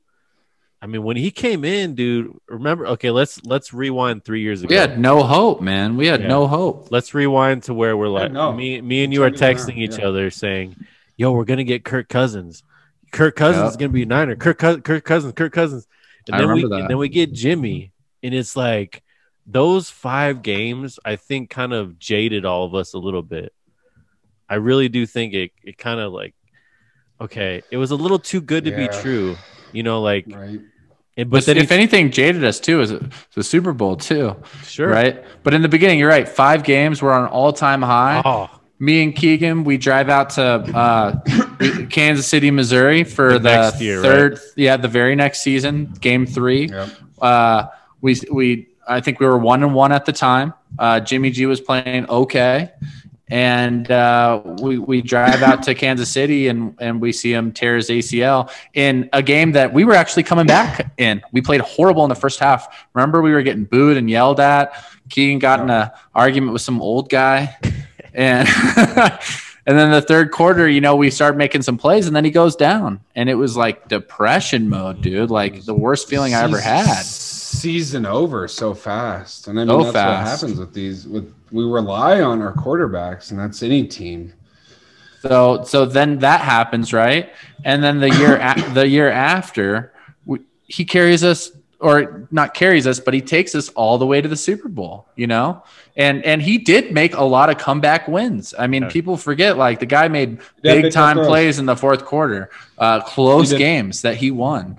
And so that's why it's so close to home, you know, so close to the heart. And so that's why this offseason really, and I've said it time and time again, is going to be the most interesting offseason of our 49er lifetime. I can't think of another more exciting offseason than this offseason. Can you guys? No, because they've always kind of had the guy in the wing. Like Jeff Garcia was in the wing. Steve Young was in the wing. There's always guys waiting to come in. And we weren't always like Super Bowl hopefuls. Last offseason we were. I think we were thinking we were going back. You know, it was the revenge tour. I mean, we were talking big time. It was exciting. Yeah. I mean, it was exciting, but the quarterback position wasn't into play. That's when it makes it over the top, in my opinion. You know, I gotcha. It makes it even more exciting because you're like, shit, now quarterback is at play. Like that's more stressful. Yeah, that's what I'm saying. Not most exciting, most important, most impactful offseason since I've been a fan. Like every move is going to matter a lot. Yeah, other teams might fall for the bait of letting a guy just sit there, eat up all this money, like in the NBA. Like Kenyon Martin just sat on the fucking bench. Grant Hill just sat on the bench and just kept eating the money. And you're just Tracy McGrady just sitting on the bench, eating the fucking money away. The Niners are not that franchise. If you show signs of regression because you keep getting hurt, Joe Montana, you're out of the door, dude. You got hurt. A guy came in. Sorry. You're the best quarterback ever. Alex Smith, you're gone. Alex Smith, yeah. I mean, that's just how it works around here. I know we fell in love with Jimmy G, but it's all arrows are pointing towards the exit door. You got to stay healthy. Availability is the best ability, and yeah, if you're not healthy, dude. We'll give Kittle a little longer leash. He can get banged up, and he's here forever. He's a Niner for life. But as far as the quarterback position, like, you got to be healthy, dude. Got to figure it out, man. All that money, like, invest in some kind of way. Like, call Tom Brady and be like, dude, how did you do this shit for so long? You got hurt one time, like, you know, you can't keep getting hurt, man. Yep, that's the truth. Yeah, I'm sick of seeing the injuries, man. It leaves that nasty taste in your mouth, dude. It really does. Avocado ice cream, man. Like when players are injured, it's just nasty. You just go into that week with so much less hope with your backup, and you're just like, here we go. I mean, it's over. It's not fun. Yeah, it's just not. It's not a backup league. No team wins with their backups. It's just the reality. They're a backup for a reason. We got to have a guy in there that's playing, and hopefully, if we are with Jimmy, he's fine and he does it. I mean, I'm still rooting for the guy as much as we're dogging on him a little bit. Yeah. I mean, he still got us to the Super Bowl. I'm still hopeful for him. If he's back there, I'm rooting for him. But I'm just ready for a change, I guess. Yeah, I think we all are. Sure. Yeah. Refresh my memory on the Dolphins game when he got benched. Why did he get? Was it the injury, nagging, or what? Was it the performance?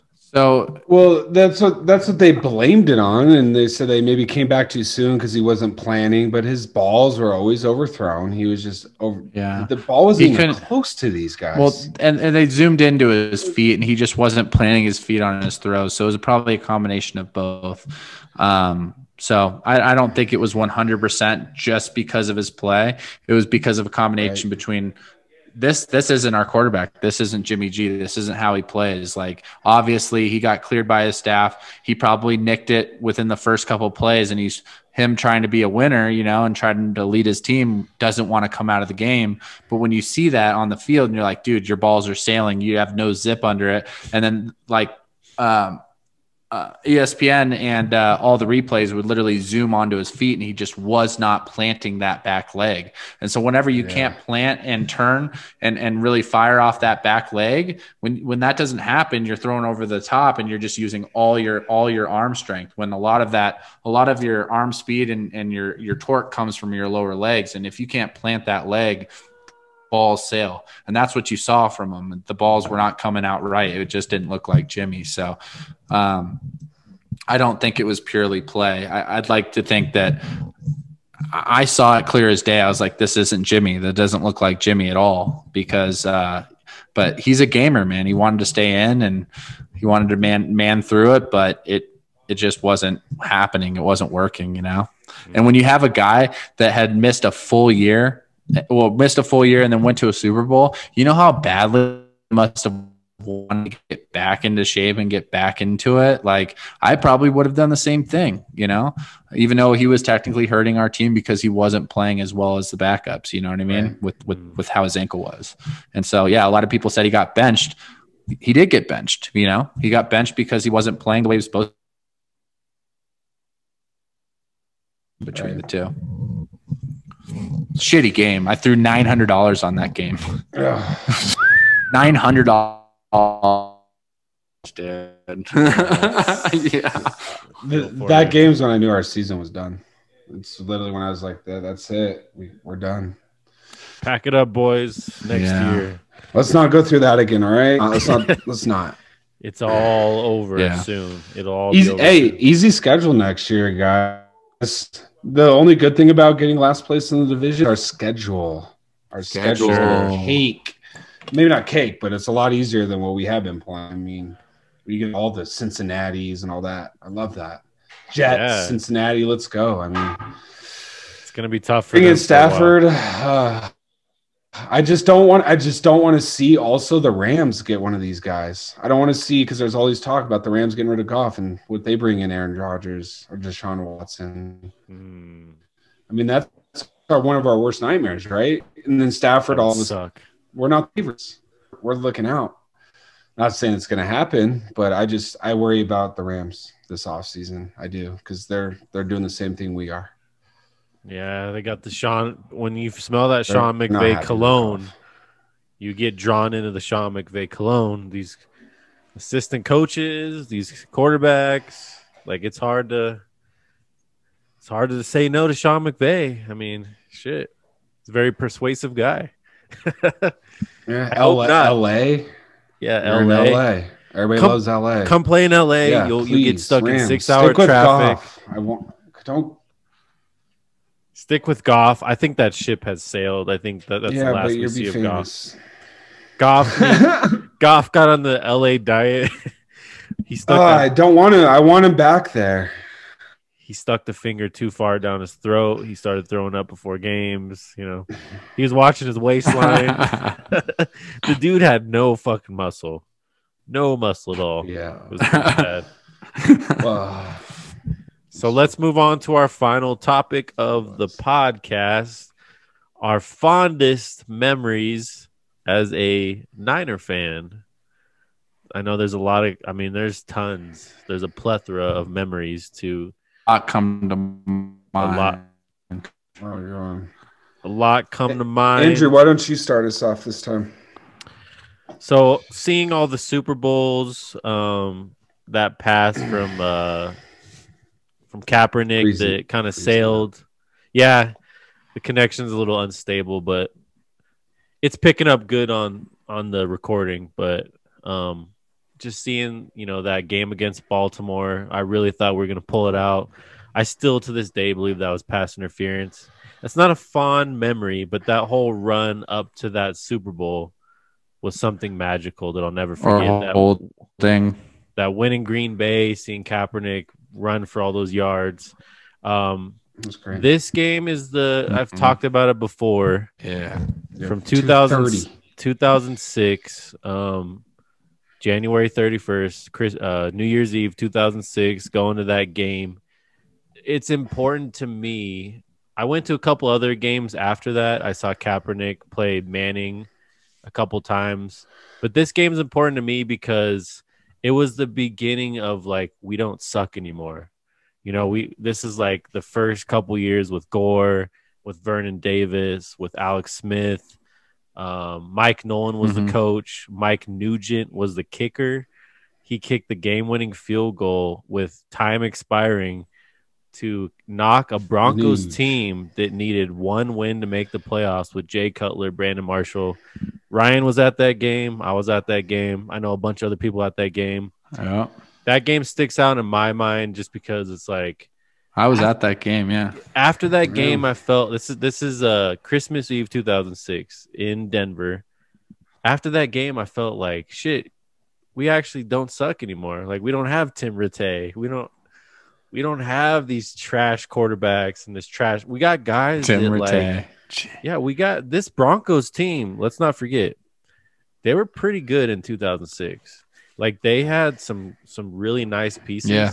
They could have made a run that year.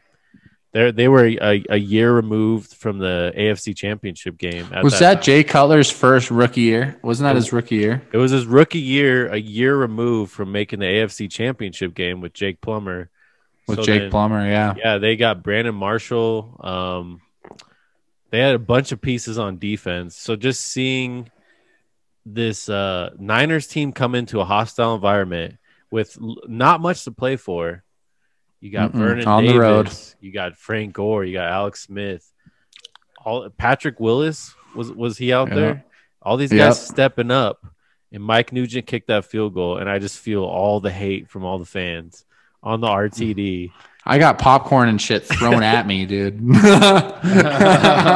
I'm just loving it. And I wake up the next day. It's 2007. It's a new start. It's just that for me. That was you know what? Things are going to be okay. And from that point on, we got rid of Mike Nolan. Harbaugh eventually came in. We started building all the defensive pieces.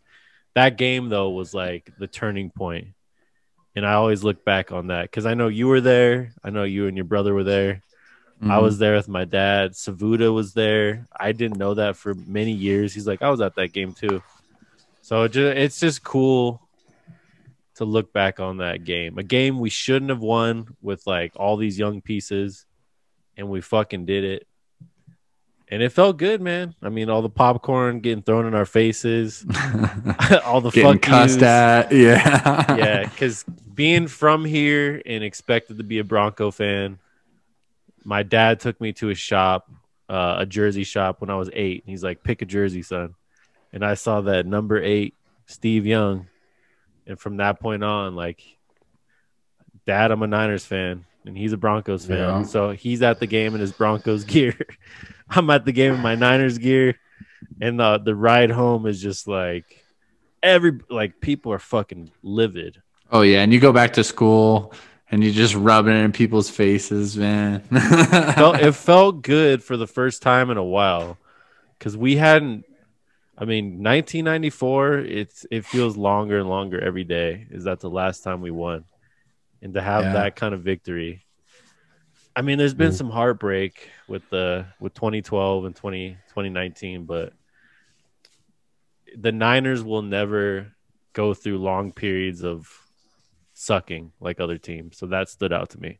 Yeah, for sure. I mean, it's a great time. I remember my first game. I mean, I grew up in Arizona, and the Cardinals were just trash. I mean, no one cared about them. No, I mean, they played at the College Stadium. They wouldn't sell out, not even close. I mean, we're talking dead summer heat in Phoenix, 110 degrees. No one's going to the games. They weren't good. No way. My dad was a Packers fan. Not sure why he didn't get me into them, but you know those like the plastic helmet and the jersey you'd have as a kid. Steve Young. I don't know why. Maybe it was on sale. My cheap ass dad. Who knows? But he got me that, and I was like, "Who's this?" And he's just like, "It's Steve Young." And I would play with the jersey with my friends, and then my first game ever was the Cardinals versus the Niners. It was actually Steve Young's last year. He got concussed on the field. Oh, yeah. Might have been one of his last games of that year. And he was literally walking to the wrong sideline.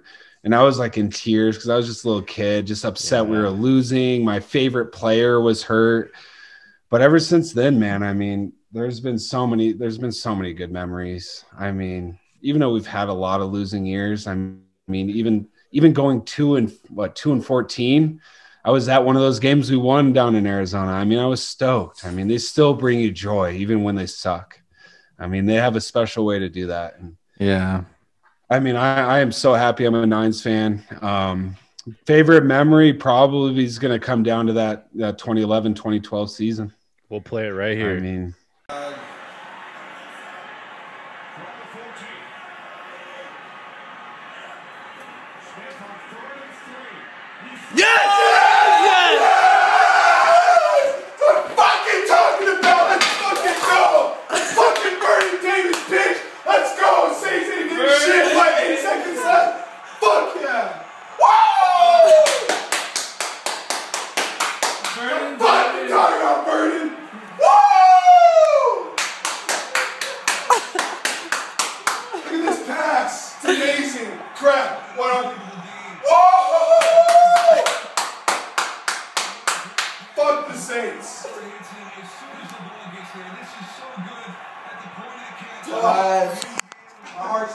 the catch three. I mean, it was back and forth. I was in college. I was blackout drunk. We started at one bar, went to the next. I had my Frank Gore jersey on, talking shit with everybody. For some reason, I guess we're in Arizona. No one's a Niners fan, so I'm me against the world. Yeah. And I mean, we were just losing so much before that year. All of a sudden, Harbaugh came on, got Alex Smith playing. I mean, that was the turn. I really feel like that was the turn for us guys. That I knew we were going to be a winning team, man. And we drove down the field. We beat Drew Brees and him and Jimmy Graham had that touchdown late. It was just an exciting game, man. And just Vernon Davis crying where he came from. Yeah. He was just the asshole of our team. Got it kicked just turned out of the around. game. I just knew. Yeah, I knew from that point forward, I'm like, the Nines are going to be a problem, and we're good, man. I'm actually proud to be a Niners fan. Not that I hit it, but I mean, there was so many losing seasons. Yeah. Yeah. 2002 to 2012. It was bad. It was rough. It was rough. bad. I mean, I was just cheering for the draft, and it was just tough, man. And then that game happened, and then, like you said, we smoked the Packers. Kaepernick with 230 yards rushing. I mean, it was just an all-time high that year, and I'll never forget that. And then, I mean, I went to the game last year with Ryan. I mean, that's right up there too. Yeah. First home game. Yeah. I mean, that's special. Special. I'll never forget that. First play we walk into is Matt Breida. It was Raheem, right? No, Matt Breida. Oh, the Browns 80 game? yard. Yeah. Browns. Yeah. Monday Night Football, we were late. I mean, it was a huge, long-ass line walk to get there. But first play we watch is Matt Breida 80-yard rush down. I'm like, this is it, baby. We smoked them. We're here. Yeah, we're in San Fran. I mean, I'm hopefully we have some more memories, guys. I mean, I'm sure we will soon, but I love it. Just to piggyback on that real quick about the Vernon Davis crying, like, yeah, you rewind the tape a little bit to Mike Singletary. Can't win with them. Can't, right. Doesn't want to play. I can't coach those guys. Like, you just felt that pain. I want winners. I want winners on the field. You can't play with this guy. And you're just like, bro, God, can we get a new guy in here? Like, this shit's not going to work. And then he also got in a fist fight with Paris Harrelson in practice. And that was when Mike Nolan, who literally had no reins on the team, like, just let it happen. And Vernon Davis just walks by him, fuck you too,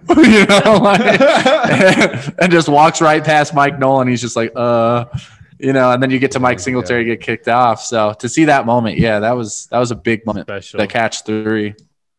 Yeah, that's a big moment, man.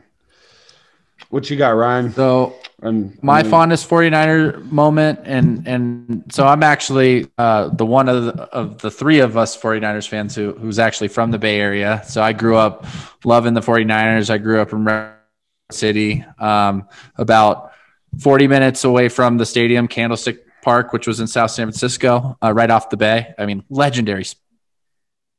To this day, it's so mostly bitter that stadium was torn down. I mean, you just see it too, and it's just like when you're driving up, we drove to like wine country, my brother and our girlfriends, and we saw the Candlestick Park exit, still a Candlestick Park exit, and saw this just open lot where the stadium used to be, and it's certainly sad. So my fondest memory was probably the first game that I went to with my dad, and it was I just remember it being bigger than me. Walking into the stadium and just seeing all the fans cheering. We're all wearing the same uniforms, and the Banjo Man was there, and this was like mid 90s, so the players would come out afterwards. I got to meet Gary Plummer. I don't know if you guys remember him. Brent Jones, I got to meet him, big time tight end. Yeah.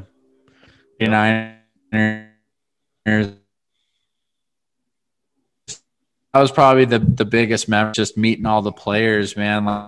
Like my first freaking game, I get to meet Steve Young, Gary Plummer, and Brent Jones. Are you kidding me? Like, and I was young, so I really didn't soak up. I mean, I love that moment, but I didn't realize how rare it was for just players to be walking through the parking lot and like talking to the fans and like hanging out. They don't do that shit anymore. You know what I mean? Like, and when I saw the pictures, they're just in like a normal t-shirt and jeans, nothing like extravagant like players wear nowadays. It was just simple, and the Banjo Man, anyone who's a fan of the Niners knows the Banjo Man. He goes to every single game. And yeah, man, that was like epic, man. All senses overload.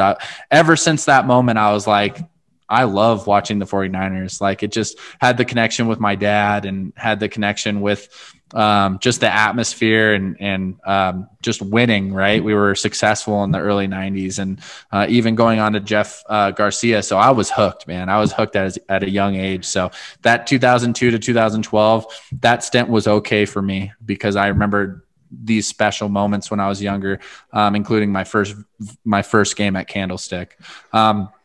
I actually was in creative writing class in high school, and I wrote like a little snippet of like my first experience at Candlestick. So I'll go ahead and read that if you guys.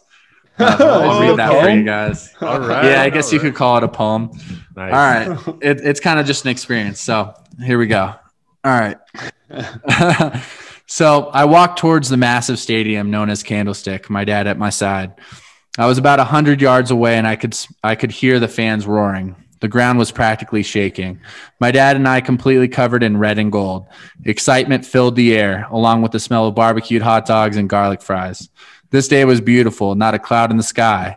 A day of sweat, blood, and hard work. A day for football. My first game was almost in reach. As we finally walk in and see a sea of red moving 1,000 miles per hour, scrambling for a seat. Just as me and my dad get to our seats, the sea of red roars as the giant superheroes come running out of the smoke. Joy and happiness stuck together like glue to stop time right in its tracks. For that moment, I will always remember for the rest of my life. I'm a Niners fan. That's amazing. Oh yeah, that's awesome. You still have that, and you know that. That's awesome. Yeah, man. That's dope, yeah. dude. So it's Niners are close to me. Yeah. What happened to the creative writing, dude? I don't know, man. When you're not forced to, it kind of, I wish I found more time, but yeah, I think you could come up with a couple other ones coming up here. Yeah, part 2 coming soon. No. Hey, I love it. Oh, that's great, man. Yeah, it's awesome. That's great. Yeah, it means a lot to all of us, man. That's why we're doing this thing. Yeah, right. Candlestick Park, man. Willie Mays, Willie McCovey, Joe Montana, all these like legends playing at that stadium. It's crazy. Oh yeah, because Barry the Giants Bonds. used to play there too. Yeah, exactly. The Yep. wind just like blowing in. Oh man, yeah. It was like it funneled into it, and like it was always overcast and cloudy too. So like there was like a true edge when you played at Candlestick. Like you didn't know what the wind was gonna do. Yeah, you can still feel it in watching those old tapes. The Cowboys, Niners, NFC championships. Like, yeah, Yep. it's just you can tell it was made for baseball and football because there's like weird angles and shit. Yeah. Yeah. So you don't see that in Santa Clara. Me, Keegan, and my brother, we went to the game, and it was just hot. It was just dead heat. Remember pre-gaming in the parking lot? It was like freaking 98 degrees, 100 degrees, and not a cloud in the sky. Yeah. So different atmosphere. Still awesome though. Peyton Manning's final game as a pro was in Levi's Stadium. So a lot of Super Bowl. A quarterback needs to walk away with that Big time. championship eventually. Like, Yeah. we're coming. We're coming. Yeah, big things to come. That championship red. That's it, man. That's what it's about. Classiest, most classic uniforms in the league, my opinion. Yeah, that gold and crimson. Yeah. Doesn't get any better those looking than gold- that, dude. Those gold helmets, man. They pop. No other helmet. Touch it. Yeah. No, not at all. Matt Stafford, if you're watching, check out the photoshops of you in the Niners gear. Hey, you guys should revisit that bet though, Ryan. If you're right, you need to make Keegan wear a Stafford jersey. Like, get him a Stafford jersey. Get that blocky number 9 on there. Deal. Big hole in number 9. Hey, if we get Matt Stafford and What's Robbie Gold gonna do? no, I'm saying that is interesting. But regardless, yeah, You're right. Yeah, so if Jimmy G gets if we get Matt Stafford and Jimmy G gets cut but not traded, instead of the $100, I will get you a Matt Stafford jersey. All right. No matter what quarterback we get, if Jimmy G gets cut, that's $100 and a Matt Stafford. Oh God, here we go. Nah, you're not getting both, bro. I was doing you a solid by giving you the jersey. No way. I want that cash because I don't want to wear the Stafford. All right, you got to present it on the show. Crisp 100 straight from the bank. None of this wrinkled shit. You bring up a good point with Iron. Robbie Gold. You bring up a good point with Robbie Gould. I didn't think about that. So Matt Stafford in college wore number 7. So we might see a Stafford 7. Ooh.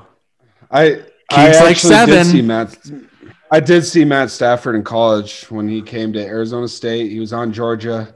He came and absolutely raped us. It was 110 degrees. I was I was on Somas for some reason. Soma, But he was just a highlight reel, man. Him and who was the running back at Georgia for Georgia with Matt Stafford? Yeah, who was that guy? Why don't I remember? He had a decent career. Who was it? We need to find out. Or it's gonna hurt. I'm pulling it up Matt right now. Stafford, running back, 2009. They've always had great running backs. Georgia. Oh, who was that guy? Was it the guy that the Broncos picked up? Who's the Broncos running back? Broncos. Yeah, no Sean Moreno. That's who it was. No Sean Moreno. Yeah, that's why I said the Broncos. No show. Yeah. He killed us. That was the real show. Is no Sean Moreno show. Yeah. It all comes full circle, and then hopefully next year I'm at a Matt Stafford in the game watching him on the Nines. Man, I really hope. Yeah, we'll go to a game next year for sure, and we'll live it. We'll live it. So just before we leave here, let's clarify. So if Jimmy G gets cut, Ryan, you owe Keegan 100. A crisp 100, and then if Jimmy G does anything but get released or cut, traded, or stays with the team, then I get a whoa! We didn't say stays with the team. That's not part of it. And then if Matt Stafford goes to the Niners, you're gonna buy Keegan a Matt Stafford jersey, right? No. I'm just saying. Look, if Jimmy G gets cut and we get Matt Stafford, I'll buy him. I'll buy him a jersey, but I'm not giving him $100 and a jersey. Right.